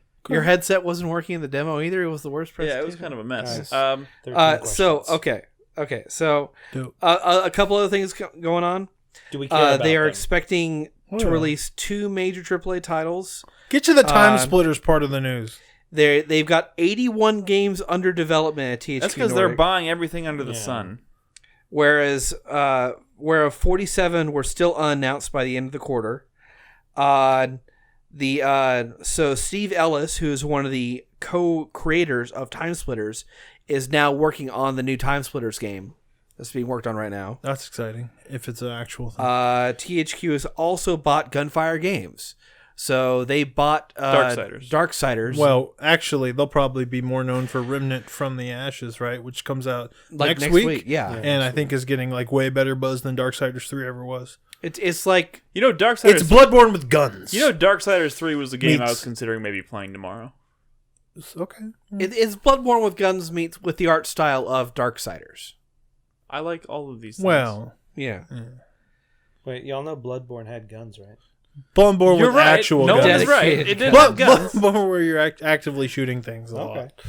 And Alright, so Zero Skies. I think Bloodborne, shut up! to sum it up, Bloodborne where you're shooting all the time. THQ Nordic has a lot of money apparently. All the money. And is buying everything and producing everything at this point. They're becoming the Disney of like AA game development. I mean, they own Deep Silver and Coffee Stain. Yeah. So Coffee Stain. THQ sucks though, right? I mean, they did an 8chan fucking thing. Yeah. Oh god, let's not. that was a bad marketing decision from an idiot. But like it doesn't even fucking matter. Whatever we do, regardless if they make good games and we play their games or whatever, like let's never forget. This is the company that decided this was a good idea to do an 8chan I'm more thing. bummed about That is their fucked video up. game output, which hasn't been great. It has not been great. I mean, it hasn't been stellar, but whatever. Also, Fish Labs is working on a new IP. I don't know who they are. Fish, then Why are great. you bringing up shit where you don't even know who people I'm are? just reading through this. Okay, Don't That's bring it. up news that's irrelevant. We have 13 fucking questions. 13 and question number 1, Nolan, is what? Sunfire Productions is working on Hat Trick 3. I think. I don't know what that is. Before we Is that get a to hockey game? questions, Probably a hockey game. Tell us about I hate it. hockey. we have new patrons. Yes, we do, because we're working towards that project in, baby. Yes, we have several new patrons. Let's get to some of them. I don't know if we mentioned Twig City before. I don't know, but thank you, Twig City, for becoming a new patron. We also have Levi. Levi, So thank we are you. getting some new patrons. did we- Yes. We're probably going to be doing Project Let M me this fucking year. read the patrons. Okay. Man of the Lamb, Man of the Lamb. Brian, Hello, Brian. Classic Brian. Christian, Christian. Powerful Musk Ox, Powerful. That's a good name. I like that one. and, Ryan, Christian, Powerful Muskox. The names here. and Ash. Just Ash. And Ash. There we go. Look at all those new patrons. Look at bunch those. of new Those people are patrons. fucking Great. cool. Those people are cool. Nine- They're helping support us. They're helping 19 more patrons 19 more patrons. till our next Project M. We're gonna do a Project M. We're also gonna like use that when we get that money come in. We're gonna buy new couches because we're literally falling through the seats of these couches as we're sitting right here talking. Nice. We're gonna get new headphones and stuff. It'll be great. We're gonna improve the quality of the show together. All right. let's get some questions from our patrons. Let's First question answer this some week fucking from questions. Scud. Interesting opener I receive on a dating app. Fuck, marry, kill. Ketchup, ranch, mustard. Kill mustard. Obviously. Fuck you. Kill mustard. Kill mustard. Fuck y'all. Kill mustard again. Marry ranch. Fuck ketchup. No, Marry no. ranch? Marry ketchup. Fuck ranch. I don't know. Fuck ranch I don't sounds know. like I a don't know how I should dangerous look at place this. to be. Which one is is fuck ranch? This Which one is weekend. least likely to burn your pee-pee? Honestly, probably ranch. Ranch. I'll fuck the ranch. I feel like mustard would burn like fire. Look, you marry the ketchup, you fuck the mustard, No! and No. you kill the Don't ranch. fuck the No, mustard. you Mustard's fucking most kill likely to mustard. burn your pee-pee. You kill mustard no matter what. Then you go to the What fuck is ranch. with y'all? Why You don't like marry mustard? ketchup. Mustard has a lot of Mustard's variation. disgusting. Why do Ranch you is hate fucking mustard? ranch. They got Dijon mustard and Yeah. honey mustard and spicy mustard. That's and like you. That's like you have poop with nuts in it. How you can have eat poop pastrami without pine needles mustard? in it, and you have poop with some fucking. when you like- have a corn dog. Don't forget about- what Well, condiment first of do you all, eat I it don't with? fucking eat corn dogs because I'm not 12. Bullshit. There is nothing I that fucking- requires I bet you ranch $1 million that you can't I have eat not had a without corn ranch. dog in at least a day. There's nothing that requires ranch that you can't eat without ranch. I will also. I said this last week, I think, or requires maybe ranch. I said this recently to someone. I don't remember if it was y'all, but I have never in my life eaten and enjoyed a corn dog. That's fair enough. Wait, You know I've you never- know you're supposed to take a bite of it. how right? many You don't corn just dogs like- have you had? Yeah. Like not many because they're gross. My butler Jeeves, he makes a fine corn dog. Like, what kind of fucking corn dog do you want? Corn dog's like kind of slumming at food, you know? You just like, 50-cent corn dogs aside. Let's go grab some fucking corn dogs. 50 cent They're gross, dude. Corn dogs are gross. You Next question. never been to Sonic on 50-cent corn Next dogs? question. That's a good day. Next question. Nolan. Next question from Nexus. What is a gameplay / cinematic that stuck with you throughout the years? My hometown's old local game store used to play the first 10 minutes of Onimusha 3 and Final Fantasy X back to back, and they blew my mind for the time. Onimusha 3 is stuck with me for a long time because that CG is still impressive even today. Uh-oh. Dogs are running Is the in. question? The question is intros that are dope. No, it's just, a just cinematic cinematics. or a gameplay, something that's happened in a game that has stuck with you over the years. The I like intro to- Suikoden 3's intro. Damn it, Chris Davis. Suikoden 3. Stealing my Suikoden 3 is answer. good. Suikoden 3 had a good intro. The intro to Metal Gear Solid 2 is Fantasy fantastic. I was always, Yeah. yeah, Final Fantasy I was always Tactics. impressed with the intro, like the video cinematic to Legend of Dragoon. Yeah. You know what I really like? It's in games with like job classes. A lot of them, like Final Fantasy Tactics did this, Tactics Ogre did this. I think even Fire Emblem. Yeah, Fire Emblem always does this. Is they have like attract modes, like on the title screen. Mm-hmm. Normally when they play like an intro, usually like the second intro or the third intro, it'll start going through like character classes. And like it'll show them, show their stats, show them do like a cool animation. Again, Tactics does that. Fire Emblem does that. I fucking love that shit. I'll take that over any intro. All right, you're really into licking me, aren't you, dog? Also, the intro to Max Payne 3. It's got a little special part of my heart there. I don't remember the intro to that game, but that game was all right. All right, let's move on. Next question from Crispy and Toasty. Have you ever had a religious or transcendent experience playing a video game? No. Religious or transcendent? Grow home and grow up. I would say, like, playing those games while listening to the FTL soundtrack is That's pretty pretty good. close to a religious experience for me. I don't know what it means to have a religious experience. Okay, well, Well, I would say when you have one, you'll know. I don't know if this is a good answer, but for some reason, the first thing that popped in my mind was Metal Gear Solid 3. When you boot up the game and you're like in a different game. When you if you save and you quit your game when you're in the prison, yeah. and when you boot up the game, it's like playing and I was just like, what the fuck is going on? Like, is it just it's one of those things where you have no warning about it. I don't even remember. Well, so they took it out. It's only in the original release of the game, I thought Yeah. it was in and maybe in I don't Subsistence. think it was But in then when they Subsistence. re-released it maybe like not. the HD collection. Oh, the didn't have it? HD collection is didn't have it. anything Yeah, after that. yeah, It's not yeah, in it. So it's yeah. only in the original and subsistence. Yeah, So it's yeah. the only two that have it in there. I think it's a licensing thing. But yeah, and when you wake up, if you save in the prison, you quit your game. When you load back up that save, you're in like a different fucking game. It's like a slash. Like you're like hack and slash. It's game. it's weird. And I just remember it that first time that happened to me, and I just didn't know what the fuck was going on. So on a similar note, the original Assassin's Creed, when I first booted it up, and before obviously when they marketed that game, they didn't tell anybody about Correct. the science fiction side of it. So Yeah. the first time booting it up, I remember playing it and being like, first of all, mind blown. Like, this is not at all what I was expecting. I thought it was really exciting.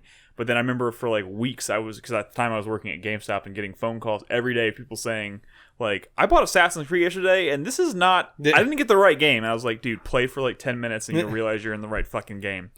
It's crazy. Also, if we're going to use a religious experience as just a way of describing like something that's like a mind-blowing experience, honestly, Resident Evil 7, playing it in VR for the first time and just realizing like, oh my god, this is going to be the whole experience. I'm playing this entire game like this. Religious experience shit. if you're a devil worshiper. Sure. A satanic experience. I think religious experience. I feel like whatever. I feel like the default answer to this for everyone. I'm not certain. You had like a weird, deeper connection that goes beyond what you typically I feel with while playing a video game. Maybe. I feel like the default answer to this question is like the twist in BioShock.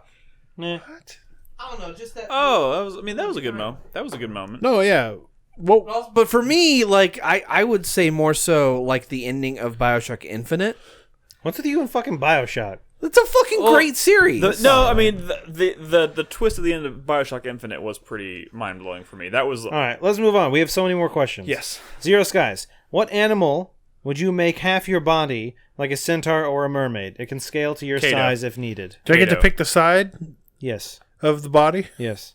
I would make God. Kato the other half of my body. I don't know which side. I feel like I'd be the back. I'd let Kato have. I'd let You're Kato. gonna do the reverse mermaid Oh, thing. man. I'm trying to picture Kato that. doesn't wear pants. Just so you know. But I'm pretty sure Nick would be just as hairy. I walked right into that one. Holy shit! Yeah, you kind of do. Wait, is that half Nick? I didn't even notice. That's a good one. Fun fact: if you rub Nick's arms together too fast, it'll start a fire. Oh my god! My bottom half would be a T-Rex. That's not a real animal. Oh, so you don't have the living T-Rex animal. arms. You have long Exactly. Nolan arms. I got the fucking giant beefy Well, T-Rex legs. If you were a giant T-Rex, your arms would probably Yours still gonna be about the same. No, small it arms. scales to your body. I'm picturing Jeff Goldblum looking in the rearview mirror with like the T-Rex running, and then Nolan just like, like that would be great. I'd like to have the bottom half of like a lemur. I mean, that's not bad. I mean, like Yeah, but like a pre- Brad-sized bottom half lemur. prehensile, like So- feet and tail. Yeah, and be like, swinging around trees and Yeah. shit. Yeah, That's not bad. because I'd have the But tail. I'm pretty sure Brad would just like look like the kid from Jumanji.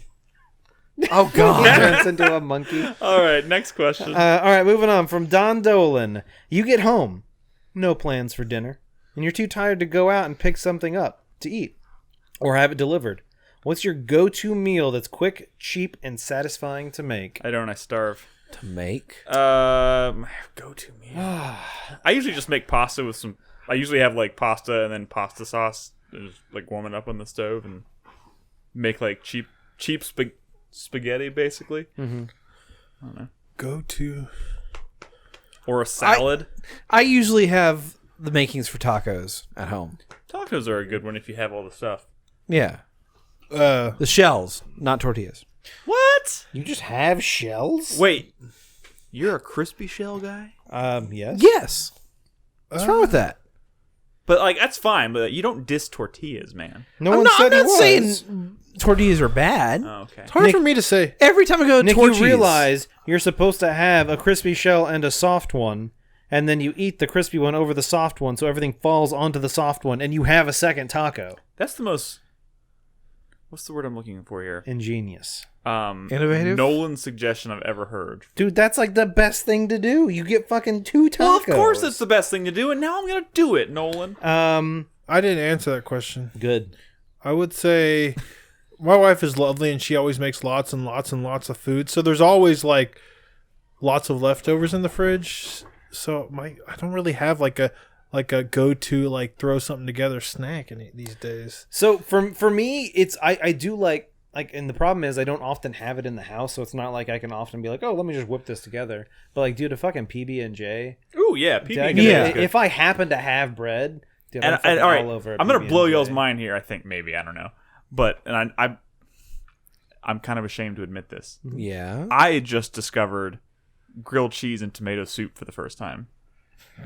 What? How? I know. How I don't are know. you just not finding out about this? I somehow made it to adulthood without ever having that. Was my go-to as a fucking kid. I had grilled cheese a lot. I just never had it with tomato soup, so I was kind of like, what is this combination? Nick. Robin showed me the way. It's Nick. awesome. If it's taken him like 25 years to figure this out, it's going to take him another 25 or 30 for him to figure out like chips inside the sandwich. Let's just say that you have a good point. PB&J is I almost always have the stuff for it. That's a really good answer. But now I always have cans of tomato soup in that's the pretty pantry. good. Nick, you realize you can put other stuff in the grilled cheese? Like, have you ever tried putting some like pepperoni inside it? I have never done that. No. Oh, dude, so fucking good. So just put a bunch of pepperoni inside the grilled cheese, grill it up, get that soup. You cut that, and you have to cut diagonally. Yes, of You course. have to That's cut the rule. diagonally. Yes. And then you It's better for dipping. dude, I fucking You don't have to cut diagonally. it makes it taste better is the problem. All right. That's the problem. The direction you cut bread. Let's move on. Next question from Sherika. Recently, I went to a Backstreet Boys concert Nice. where I felt the full nostalgia of my teen years. What was a movie, re-release, remake, or a concert that you have seen that made you nostalgic? I'm trying to think of like You know movie what? re-releases. This is the God honest truth. Last night, I watched Mulan. Dude, that movie's fucking delightful. It's been years since I've seen that, and I always forget how good that movie is. I watched Mulan right around the time Kingdom Hearts 3 came out. Oh, okay. That's not too long ago. Not too long ago. I That's a watched good it movie. around when. It's I funny. don't love Mulan, but Dude, I fucking love I that found it movie. cheap It's at a so store, good. like on Blu-ray. I was like, I'll Yeah. buy this on Blu-ray, but I had to buy the dual pack. do you know what it was? Or when I watched it recently, I didn't love it. You know what it was? Didn't like the dragon. Mushu? I didn't like Mushu? Mushu. Is it an Eddie Murphy thing? No, well, I mean, I like him as the donkey. Yeah, I mean, I think Eddie Murphy's like in Beverly Hills Cop's great. You know, I just don't like him as a Mushu. I feel like he was doing a thing that maybe he had done elsewhere, like a lot better. Is there any? Okay. I don't know. Is anybody else here really weirded out by this whole thing about the new Mulan remake somehow Yes. not having music? It's not having the musical Correct. aspect of it. It's not going to Is it even going to have Mushu? No. I don't No. think It's not so. going to have Mushu's not in there. Mushu. So It's this not- is just like a serious. It's not going to have Shang. So, like, the military character. Wait, what is going to be? Is someone going to make a man out of her? No. You got to have that song at least. They have no songs, Brad.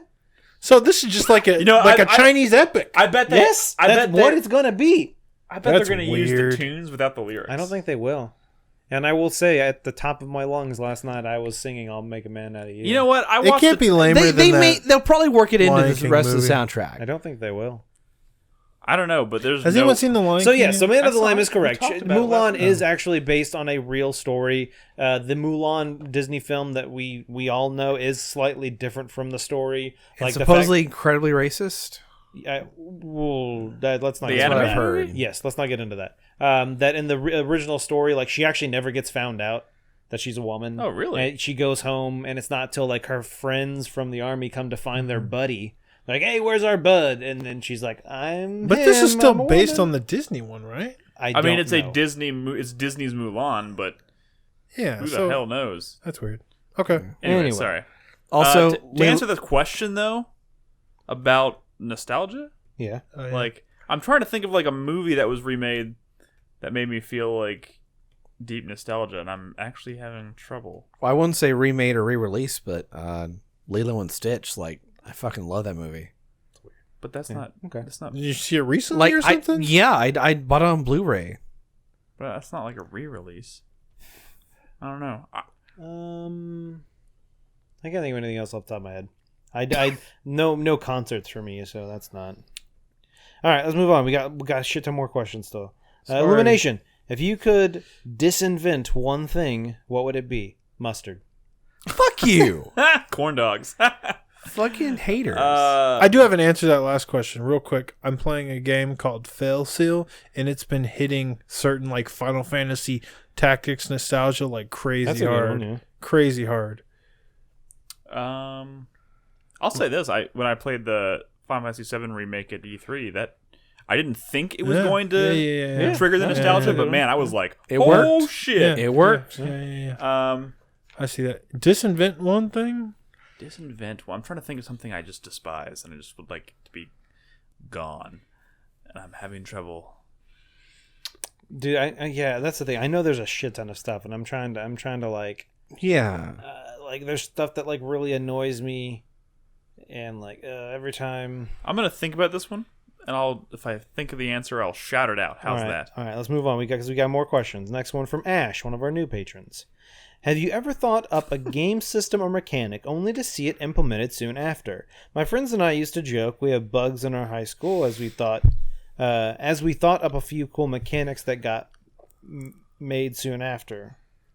Most notably, we were balls deep in zombie shit in the early 2010s and came up with a systematic open world that had the ability to make camp, cook, and craft around a campfire that you could plop down anywhere. A few months later, Red Dead Redemption announces the same campfire idea. A few months ago after that, becomes a zombie game. Can anyone relate, or was 17-year-old me the only victim of this? So I just coming up with some idea, and then all of a sudden, like, oh... I was sort of like take credit for that brainstorming an idea for, like, if I were to make, like, a game merging, like, certain things that I liked, right? And I don't remember who was actually doing it, but I remember seeing the idea eventually.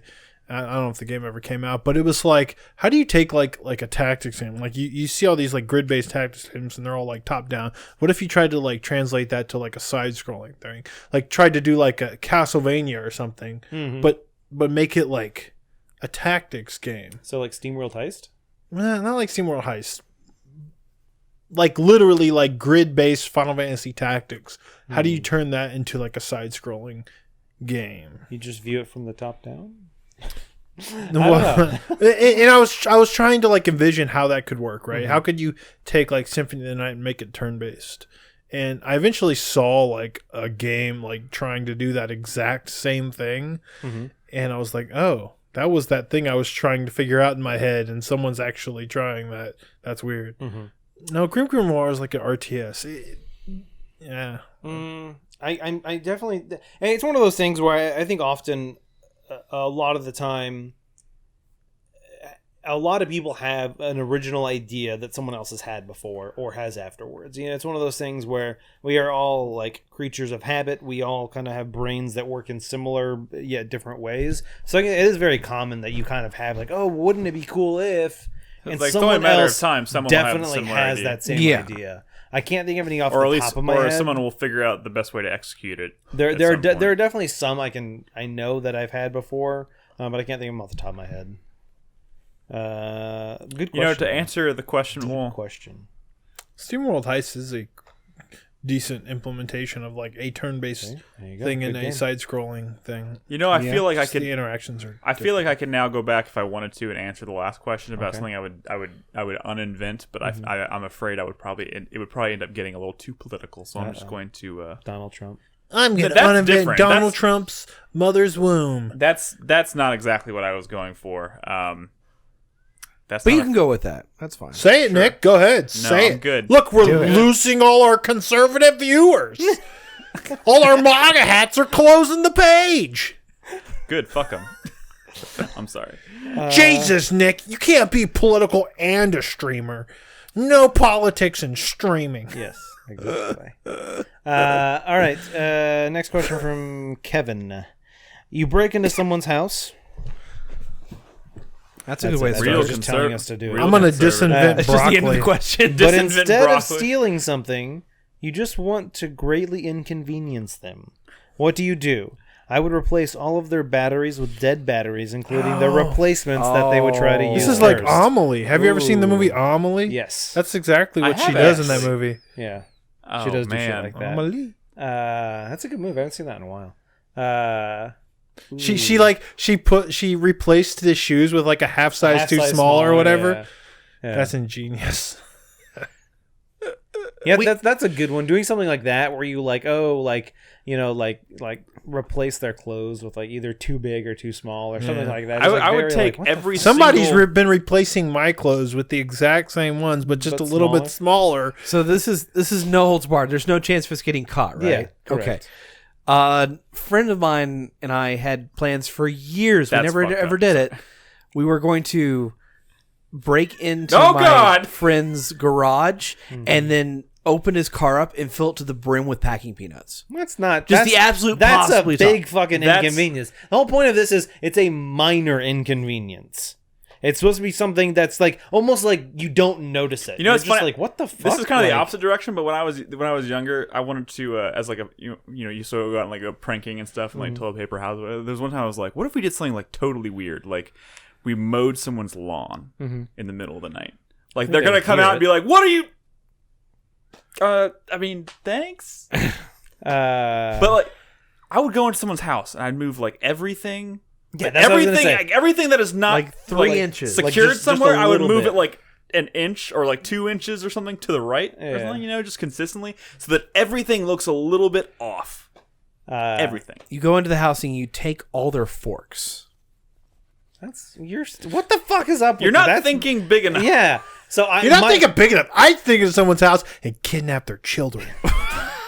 Minor inconvenience. I was gonna say like you go into their spice rack. That's the father saying and this you too, do by the stuff like you replace their salt with sugar, or you swap like paprika and cayenne, just like really weird shit. That when they go to make, they're like, what the fuck's going on? Everything has paprika in it. Well, yeah, just all of it. But yeah, just doing shit like that, just kind of replacing weird things. Take their oregano and just put some marijuana in it. Whatever. Whoa! Just kind of throws them off a little bit. Yeah, just replace their powdered sugar with some cocaine. There's probably a lot of really interesting. I would ejaculate in their milk. God damn it, why is my milk so ropey? Oh, it's a sneaky little prank. Oh God, that's the title of the show, episode 610. No, that is the definitely. Show. I can assure you that is not the title of this episode. Sneaky little prankster. The Ropey Milk Show. I like the title. Oh my God. I should call this the Ropey Show, though. He said that like 3 No, times. that's just no. Replace their Fruit Loops with Apple Jacks. That's good. I would call that an improvement. I mean, some people might. All right, next question. They'd be like, "Why Fruit Loops taste weird? They taste like cummy Apple Jacks." Strangely saltiness. Ropey Applejack is what you meant to say. Holy shit. Damn it. Ooh, replace all of their kettle corn with just like regular popcorn. That would be Dude, that would be tragic. You would replace all their popcorn with kettle corn. Well, whichever one they have. I'm just saying, like, it's all that weird little shit. Just like kind of doing like turn their toilet paper roll like the wrong direction. Kind of that stuff. Like just really weird, subtle things. That's how you get people. All right, so it's time to get some questions from our supporters on Twitch. Those get posted in our supporters channel on Discord. Yes, they do. First question this week from Chai. You've been kidnapped. Your kidnappers told the post on social media Discord to fool people into thinking you're okay. No, they told us that we could continue to post.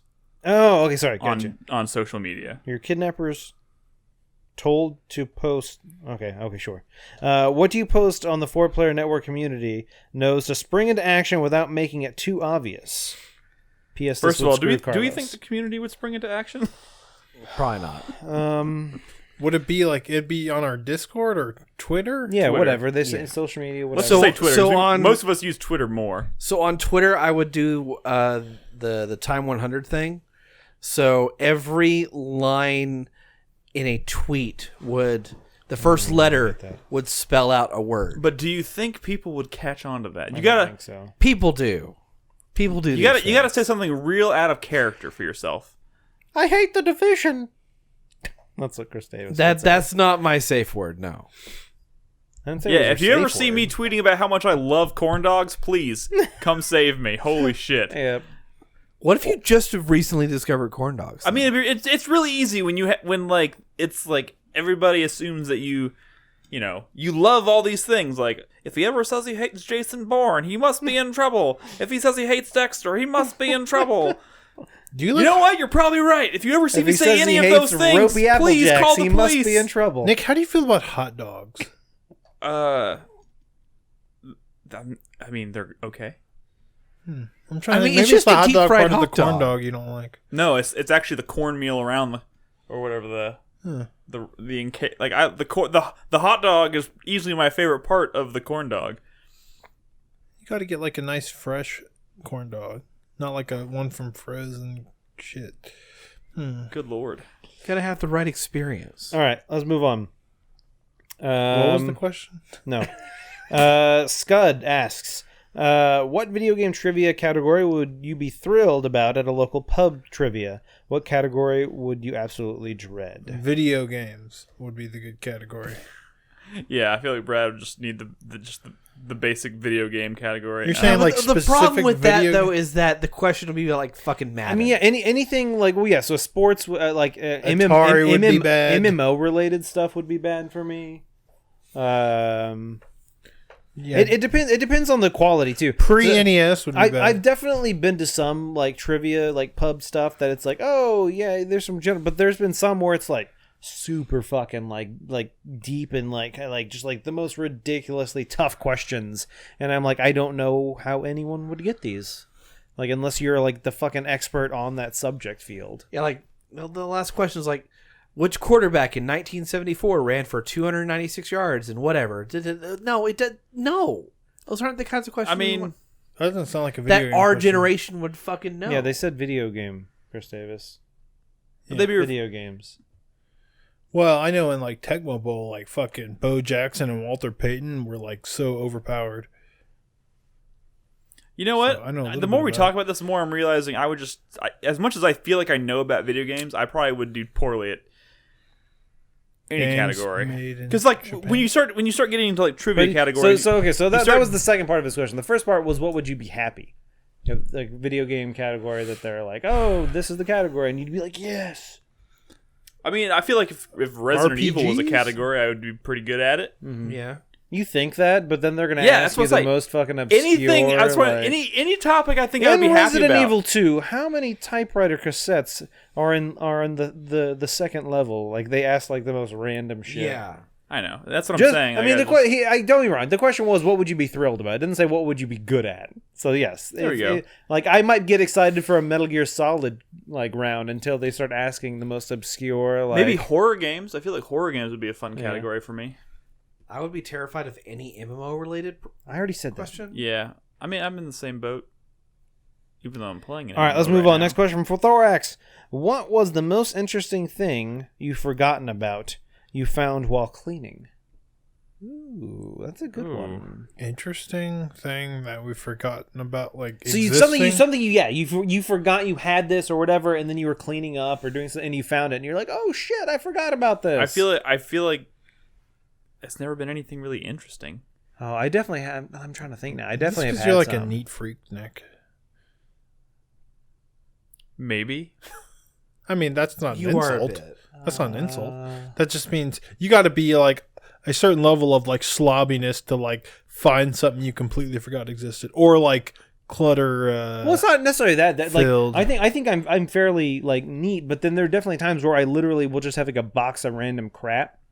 And I put the stuff in there and I forget about it. And literally like 6 or 7 years later, I opened that box because I was like, oh yeah, that one thing I needed was in there. And as I'm looking through it, I'm like, oh shit, I forgot I had this. I found a Kindle I forgot I had. There you go. I do it with video games. I didn't use it because that's why I lost. I mean, I decided I didn't want to use it. I do it with video games. Like when I'm going through this stuff, like, oh, I completely forgot I had that. Like I've bought video games that I already had. On the opposite end of the spectrum, there's this one time, what was it? I bought a game and I put it on my shelf and I was going to go play it. And then later I was going to get another game out of my my binder where I have all my discs. And I was like, what the fuck? I already have this. And I just spent like $30 on... Oh! It was Silent Hill 2. I thought I had lost my copy of Silent Hill 2, so I went to a store and I bought Silent Hill 2, which ain't cheap. It's not easy. It's not an easy game to find these days. I bought it for like $35-$40, and then I came home and I found it that week. Recently? This was like a year or two ago. Wow. Why don't you just get Silent Hill 2 on the Xbox? I went back and returned it because I kept the receipt, but I was like... On PS2 or Xbox? PS2. There's the Xbox version. While I was moving, I found a T-shirt that I wore as a kid that I loved. And it was still in great condition. Actually. I do that with old clothes sometimes too, where I thought I had thrown that out forever, like in the bottom of some like bag or box or something. Yeah. Like, I still have that. That's there was that one time I went to go get my Wii, and I realized that Nick had traded it in. But thankfully he saw it his, so he gave me that one. I lost a few save files. I traded your Wii. Is this something I forgot? Yes. Yeah. You traded it in for the Wii U. Because I thought it was yours, but you took mine. Oh man, I forgot about that. Yeah. No, I'm sorry. It's fine. I at the time I was like, oh, my save files. But it doesn't matter. Like I haven't gone back and played any of those fucking games. It's a Wii. Yeah, that's funny. I definitely know there are things I have found because I still to this day I do have like maybe 3 or 4 just like cardboard boxes that are just filled with shit I don't want to get rid of. Like I remember a few years ago I forgot that I had a foxtail.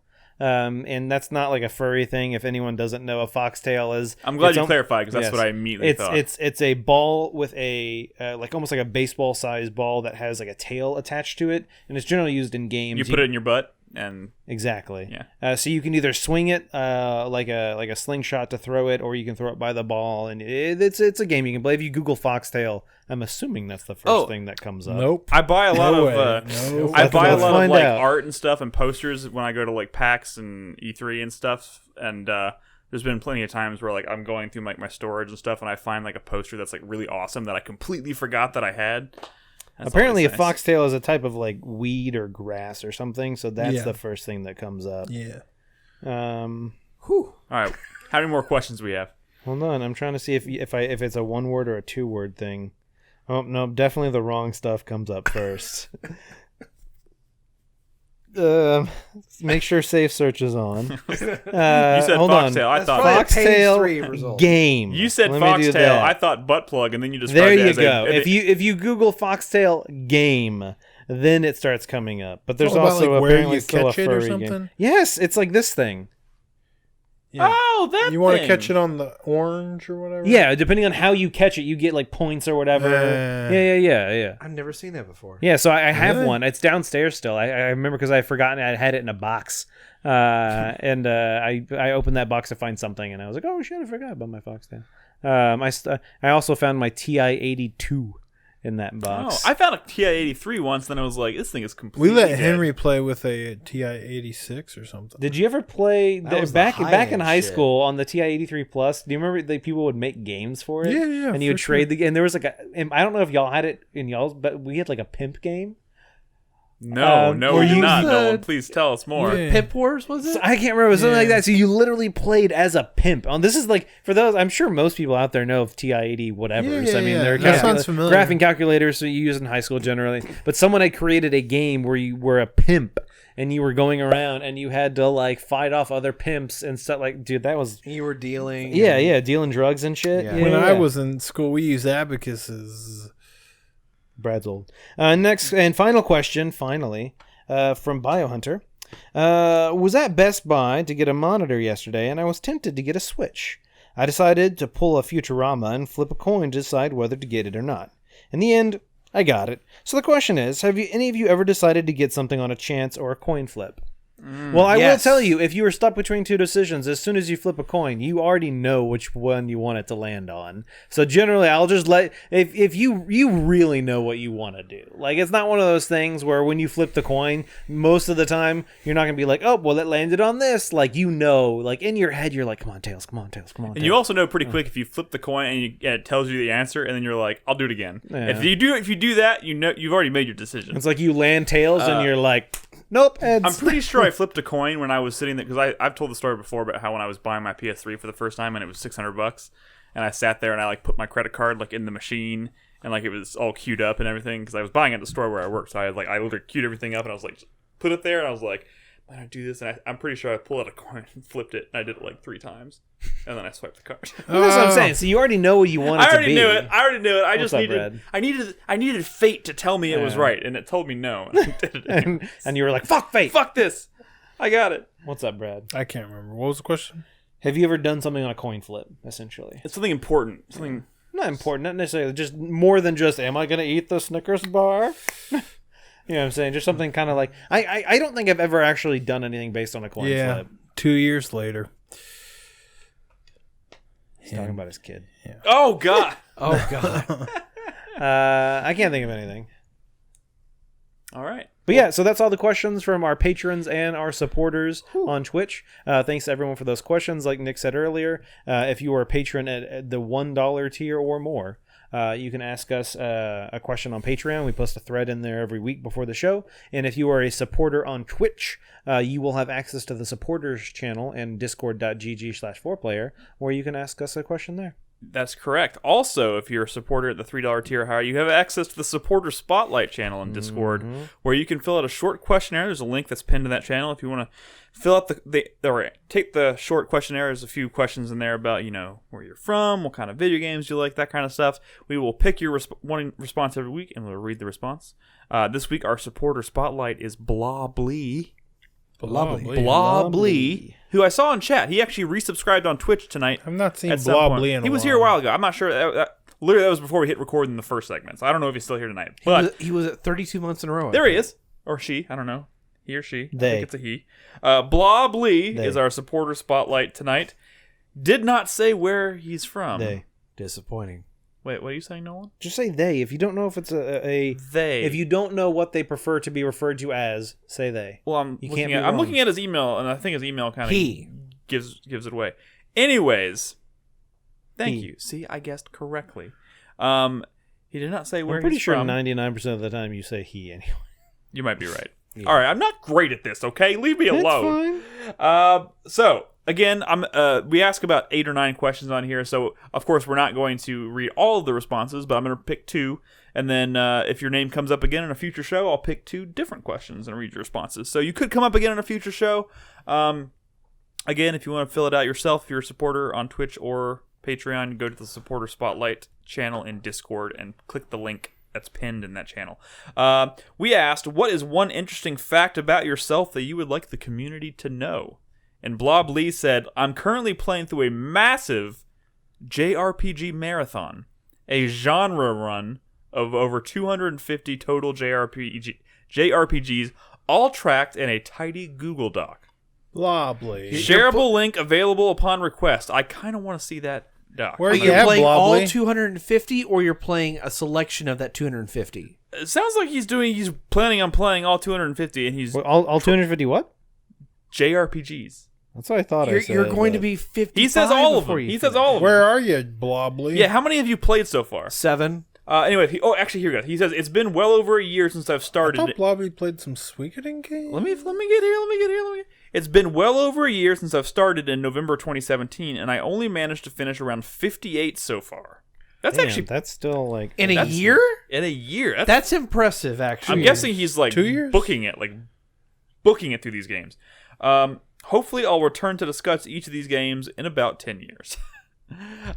Yeah, that's crazy. That is an ambitious run, if I've ever seen one. Holy Post shit. the doc. Yeah, post it. Share the doc. Update the Google Doc in here, and I want to take a look at that. Just post the link. It so we can judge you. Post the link in here. I would love to see it. And let's see. And also, on a related note, we ask, what is a game that you consider to be underrated that you wish more people would play, and why? He says, from the JRPG backlog, I really wish more people would at least try out the original Shin Megami Tensei. Despite the notoriously brutal, almost unfair difficulty, its tone, aesthetic, humor, setting, and plot introduced something completely new in the world of JRPGs, and in my opinion, helped save the genre from complete stagnation in the early 90s. That's pretty cool. Look, he shared the doc in chat. I can't click it from here, obviously, because I'm on my phone. Was that SNES or PS1, or what was that? I don't even know. The first Shin Megami Tensei is Super Famicom, I think. It didn't come out over here. Oh man, this guys. Okay, I'm gonna say, as someone who loves to track everything they can possibly track in a Google Doc, I'm getting so Super antsy right now. 1992. He posted the link to the doc in chat, and the first thing I see is Gamer saying, "Dang, now that's a doc," and I'm like starting to sweat. Like I want to click that link. Doc it, baby. I love docs. Post it in Discord so we can see it later. I love docs. Click that link, Brad. Anyways. Thank you so very much, Blobbly, for submitting your answers here. Again, we will read more of your responses if your name comes up on a future show, which it most certainly will.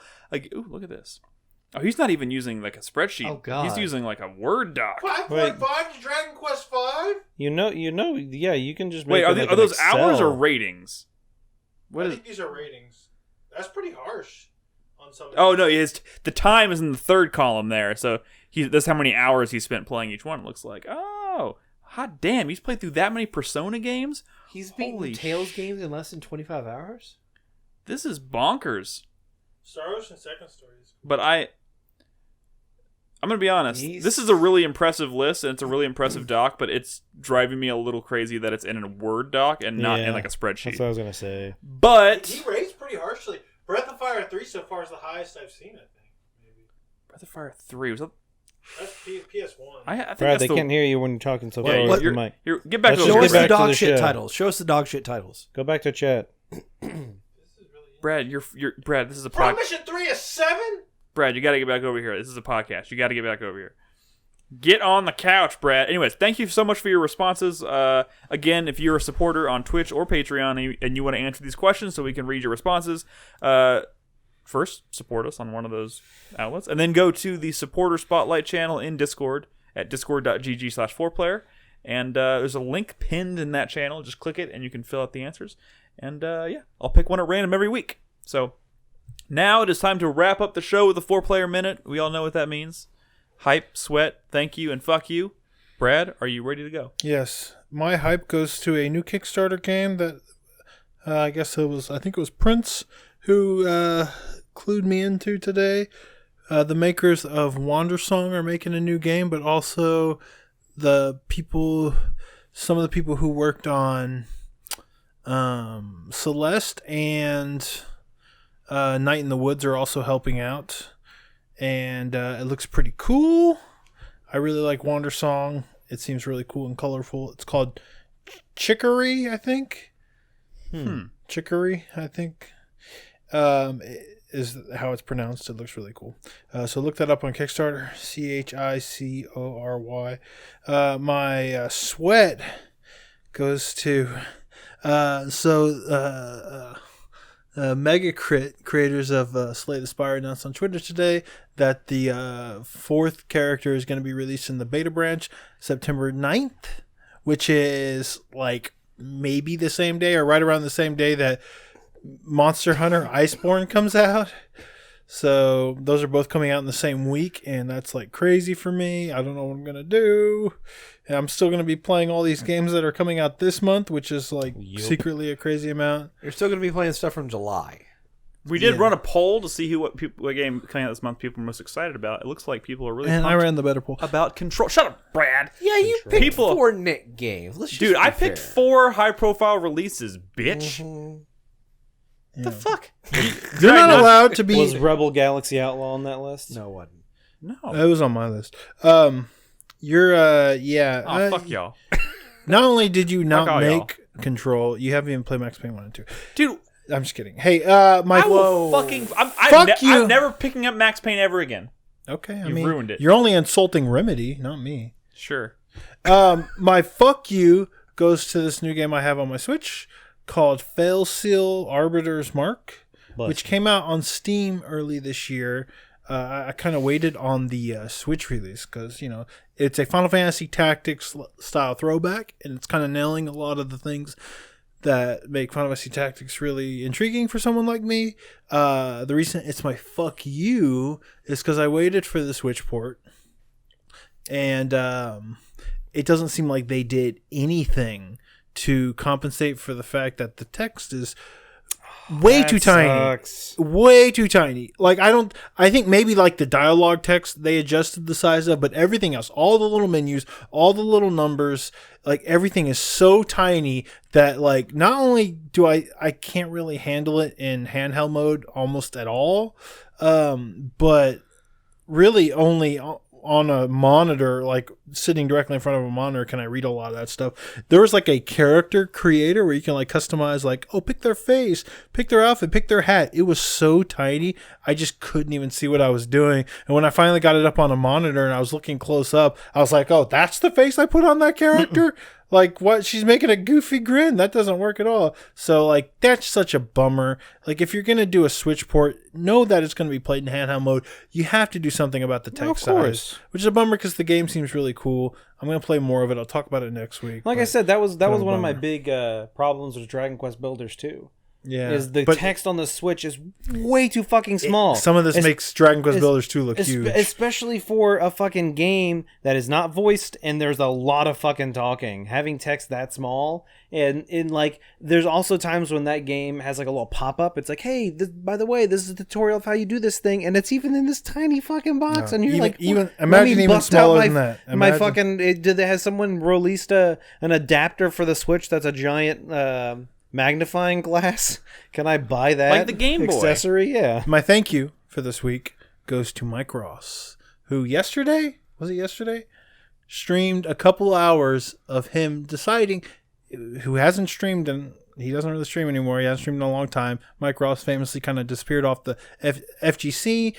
He was kind of responsible for, I think, bringing a lot of hype and popularity to Street Fighter over the past decade with his various shows like Capcom Pro Talk and Excellent Adventures. Anyways, I love Mike Ross. He left Street Fighter, played a little Get the Gear on the side. He streamed yesterday playing some Tekken 7. Like, let's figure out this Tekken game.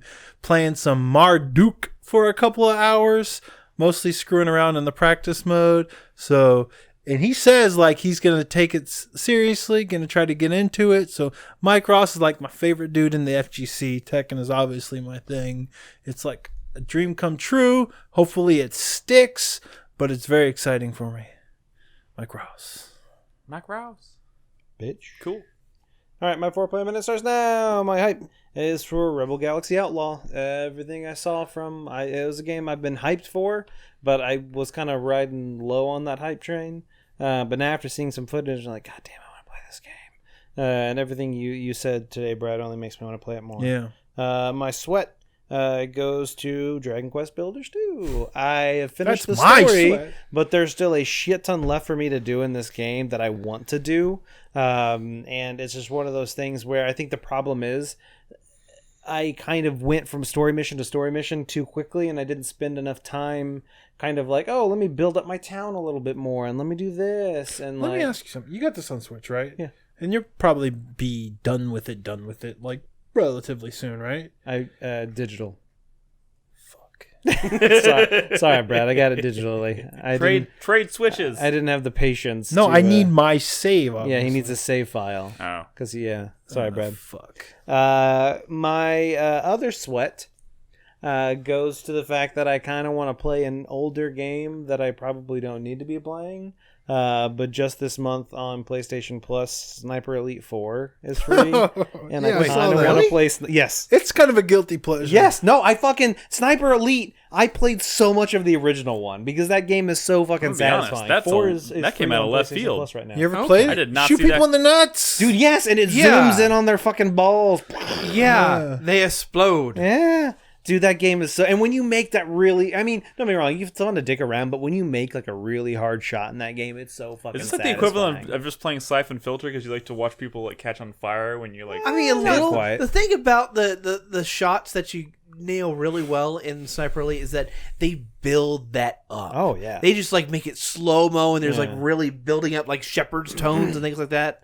It's so good. Interesting. Yeah. I didn't realize you were actually interested in that series. Yeah, I always have been. It's just the problem is it's just like they always come out at the worst times for me. Yeah. And now this one's like free, so it's not like I can be like, oh, thank you. I will pass on that free game. That's a good free game because it's not like the super popular thing that everybody's already played or like the super obscure indie that nobody wants to play. play. Dude, Sniper Elite 4 had good reviews. Yeah. It's like, this is a pretty cool game that not a lot of people play, at least on PS4. So it's like, all right, bring some footage, Nolan. Of E3 was they're making a VR game. Bring some footage, Nolan. Show us some of them nut shots. All right. And then my thank you is tentative. It is a preemptive thank you, potentially, to chat or the community. I'm looking for some ideas. I'm trying to do some more development outside of work, and I want to develop an app, but I don't know what I want to do yet. Not necessarily an app that I'm going to sell or anything like that, but just something that I can kind of do to kind of like, make sure my skills don't get rusty, and maybe it's something I can, PlayStation 4 Hours app. Hours played app. If PlayStation an app that collects all your hours played. If they have an API that I can integrate with, that's something I could potentially do. You don't need an API. You make it all API. User controlled. You make an app that is like kind of like a stopwatch that's designed for you manually. Shut the fuck up, Brad. No. You manually like Nick does this shit when he sits down to play a game. He keeps time. I don't keep silly. A timer. I literally just say I started at about 8 o'clock and I finished around noon. So that was about. But it's an app that keeps track of all the hours you played for all your games. Like actual time. It sounds like Brad wants a stopwatch on his phone. Enter the name of the game and then hit the start button. No, but the app keeps track of it all. And then, you enter the games that you have, and then you hit the start button, but you tell it which game you're doing, so then it automatically adds the time and stuff. To that and message boards. What the fuck? Okay. Well, anyway, did he just trail off and then just say message boards? Dude, I visited GameFAQs the other day because I wanted some Fire Emblem info, and you know what? Some things GameFAQs is still better for than any place else. If y'all have some ideas, tweet them at me. Hit me up in Discord. I'm looking for something. If I don't know, if nothing else comes better, I guess I'm making a stopwatch app for video games. You're not understanding what I'm asking. I think he understands just fine. Chris Davis, go. Okay, my first hype is for Control. I really wasn't that into their last game. What was that called? Quantum Break. Quantum Break. Yeah, that tells you how much I wasn't really interested in. I think that game is terribly underappreciated. I think that you think it's one of Remedy's best games. First of all, out of how many? All of their games. All of their games, their entire library, Nick. Is it? Are you trying to take a stab at me for playing? Not playing Max Payne? I'm so obviously doing that. I wasn't really a fan of Quantum Break after like 5 or 6 hours of it, and I kind of stopped. But after that game goes places and it gets crazy, and the story is so good. I hear there are dinosaurs in it. Dinosaurs? What the fuck are you talking about? That's what I was... There's no dinosaurs in Quantum Break. Think about it, man. There might be. Well, it's time travel. You never know. I don't remember any dinosaurs in Quantum Break. Am I remembering this incorrectly? But Control looks pretty fucking good, honestly. Also, it plays pretty damn good. It looks like it's out of control. Well, I would love to have found out how well it played, but that one I think is a little You're up welcome. in the air, though. Still, though.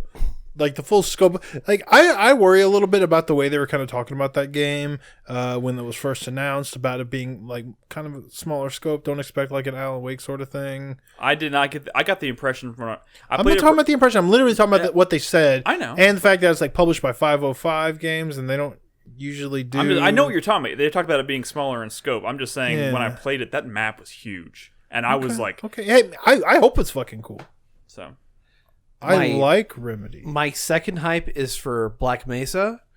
The guy who does the soundtrack recently released his soundtrack for Zen, which is like 17 different tracks. And evidently there's 7 levels to Zen. What is Zen? Zen was the end chapters of Half-Life 1. Yeah. That everyone hated. Yeah, everyone hated because they no ran out of one time wanted them to develop expand on Zen. Well, these guys, they have completely reimagined what Zen could have been. Okay. And it's like 3 or 4 times longer with like flora and fauna that are just like, it looks fucking gorgeous. He just used gorgeous. The word flora and fauna.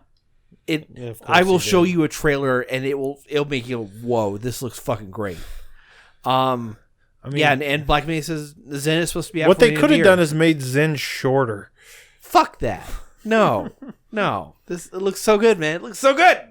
In fact, the 3 of the chapters are in beta right now for people to publicly playtest. And they're going to be releasing the rest like before October. There you go, Nolan. Make a Half-Life 3 countdown app. Yeah, there you go. Fucking do it. There you go. It'll be just an infinite timer. Yep. Just pretty much.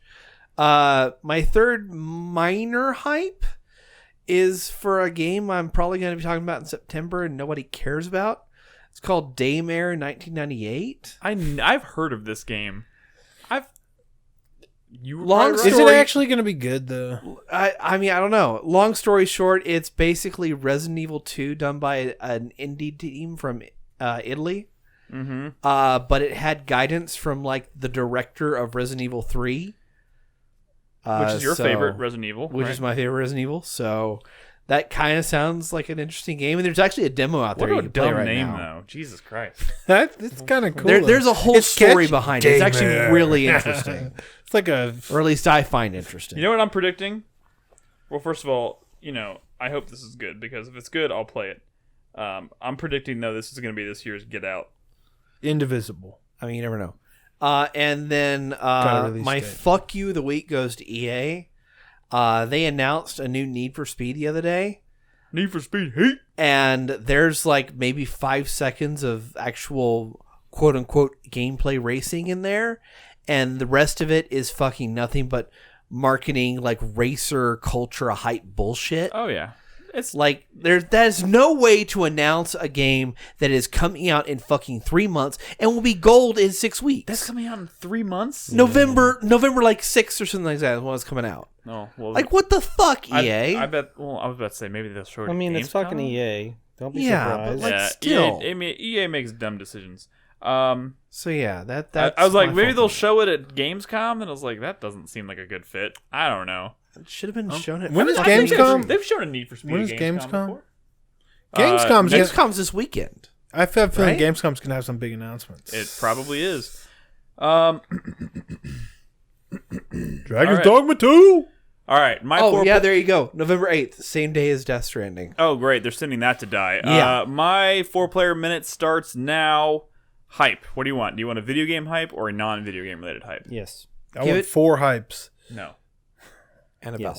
Yes. I want a video game hype. Please give us a game. All right, video game hype. That's not Control. And I've said Greedfall before, but they released a gameplay trailer for it this week.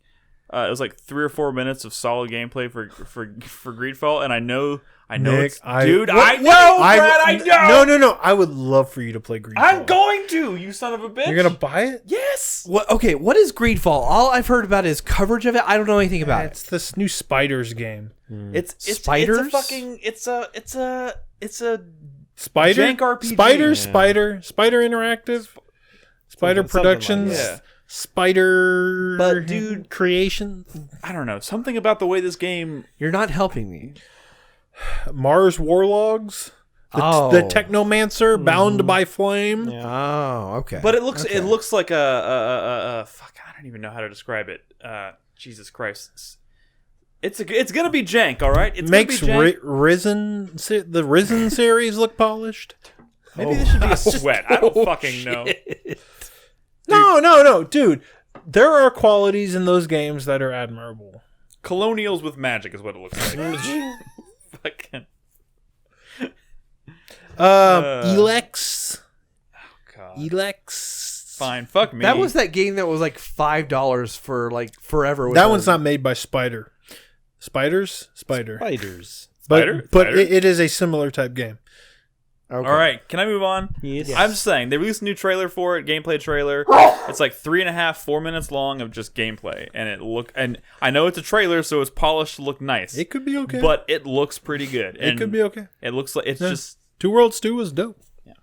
Anyways, my sweat goes to this is kind of vague, but like, I need something right now to be like hooked on in a non-stressful way.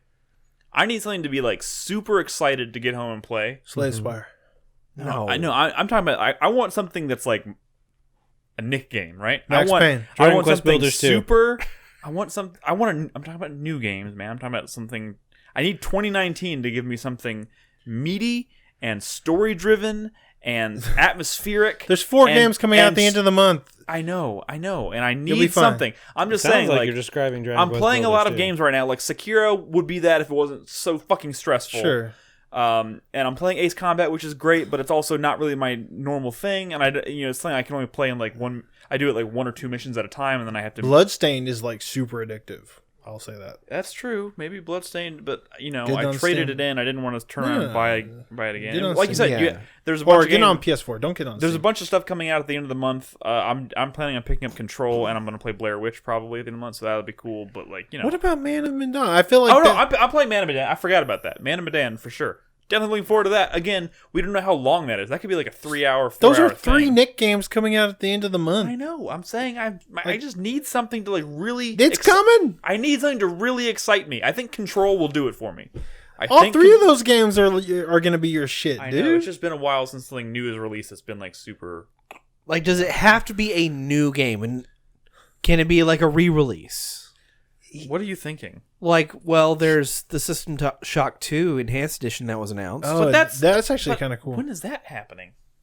It's Night Dive. I think it's like but like I'm talking about right now. Chris Davis, I need something that this weekend I can sit down and relax to for hours. Well, I'm not certain if it's actually out, but you could get the Switch ports of Turok 1 and 2. Dude, what do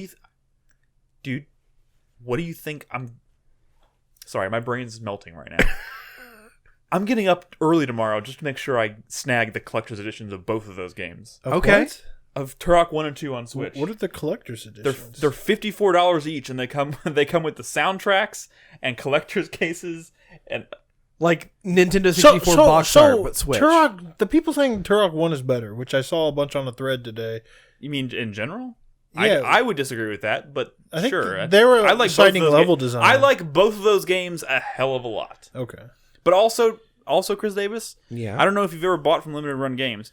I have. You pre-order, and then you get them like 4 months later. I know. Okay. So, all right. Well, Nick, stop being so I got anxious. All these games are coming Switch, out. It took 4 play months. Little Max Payne. If that doesn't work out, play your Darksiders 3 fine, or whatever. I'll pop it in tomorrow, Brad, just to make you happy. You can just get through it so easily. You'll like Grande. I mean, I said Grande because someone in chat said it. Grande HD's coming out this month as well. You'll like Max Payne 2 a lot more than Max Payne 1, I think. Okay. I'll keep that in mind. Don't skip My Max fuck Payne you 1. the week goes to the Guardian Ape. Fuck that boss. Oh my god.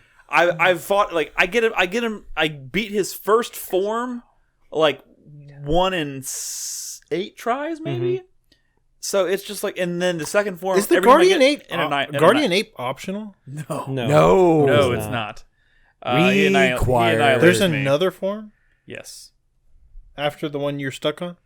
Yes. No, he's gone. No. He's gone to the second form. I've fought him probably 50 times, and I've probably gotten to his second form like 12. Yeah, he's a 2-phase. But the shitty thing, the real fuck you of that boss. I was watching you fight him, and like you don't think there's going to be a second form. I know that's the real fuck you of that boss is you get like he has one little dot, so you think he has one form. I beat him. I beat the first form on my second fucking try, and I was like, I'm back, baby. I got this. I'm back in Sekiro. I'm on it. And then he fucking comes back to life. Yeah. He picks up his own head, and you're like, oh my god! Say like such an amazing looking boss, dude. It's an amazing encounter. It's an amazing fight with an amazing. twist. There's a boss fight with 2 of those guys, right? Oh my fucking god! Why did you spoil it? Why would you say that, Brad? That was a fucking guess. Is that true? It was like the way they looked at each other. I'm like, what if there's 2? That's a straight up guess. I'm not even close to that in this game. Yes. I want to cry. There is. You're probably way more powerful by then, though. Only marginally. Please tell me they both only have 1 dot. No, fuck this game, man. Fucking this fucking game. That's real? Actually, no, they are both 1 dot. Thank you, because Jesus Christ, that would be overkill. Oh my god. It's been a while. I mean, I can spoil it to you after the please. podcast. Please don't. And my thank you for the week, you've probably seen me on Twitter. I think y'all scared me off. You've probably seen me on Twitter talking about Slipknot a lot this week. Man, fuck, that new album is so fucking good. I just want to thank Slipknot. That fucking album is dope. It is fucking straight fire. Thank you, Slipknot. Straight fucking fire. You like it better than the new Tool album? I don't know. New Tool album's not out till the end of the month. Oh, okay. I didn't fucking know. Of course you did, Nolan. August 30th, the new Tool album. Of course, silly me. This has been fucking 13 years in the making on that one, Nolan. It better be fucking good. Yep. Man, I've run the gamut of emotions tonight, man. and it's all Sekiro related. Fuck that game. Man, that was a good guess. That felt very Soulsy though. But like y'all gave it away when you said don't tell him. I didn't say don't tell him. I didn't even hear Chris it. Davis did to you. I was like, I didn't even whispered hear it to it. myself. It's either a bigger ape or two of them. And in Soul's fashion, Two bigger ones. Of course, it's two. Two bigger apes. Oh my god. Anyways, that's our show tonight, guys. Thank you so much for listening or watching if you're watching us live. We'll be back next Thursday night with some new games. Chris will be back. I think Ed might be joining us next week. We're going to talk about some No Man's Sky Beyond VR, I think, maybe, and some other things. I got some Ion Maiden. new stuff next week. Brad's going to be bringing Ion some good Fury. shit tomorrow next week as well. I got some secret shit. Brad's got that Some secret. secret shit. Like I can't tell y'all now, but I'm telling you. Like remember when I like popped up and I'm like, dude, try this super hot VR? I think I might have something new. All right. Okay. All Secret right. shit. If it's something like that, bring it so we can play it together. Because when we played Super Hot VR together for the first time, life changing, man. That was a religious experience. Yeah. There we go. There we go. Anyways, guys, thank you so much for listening. Thank you so much for watching. As you can tell, we love video games. We hope you do too. Come listen to our show every Thursday night on 4pp.tv.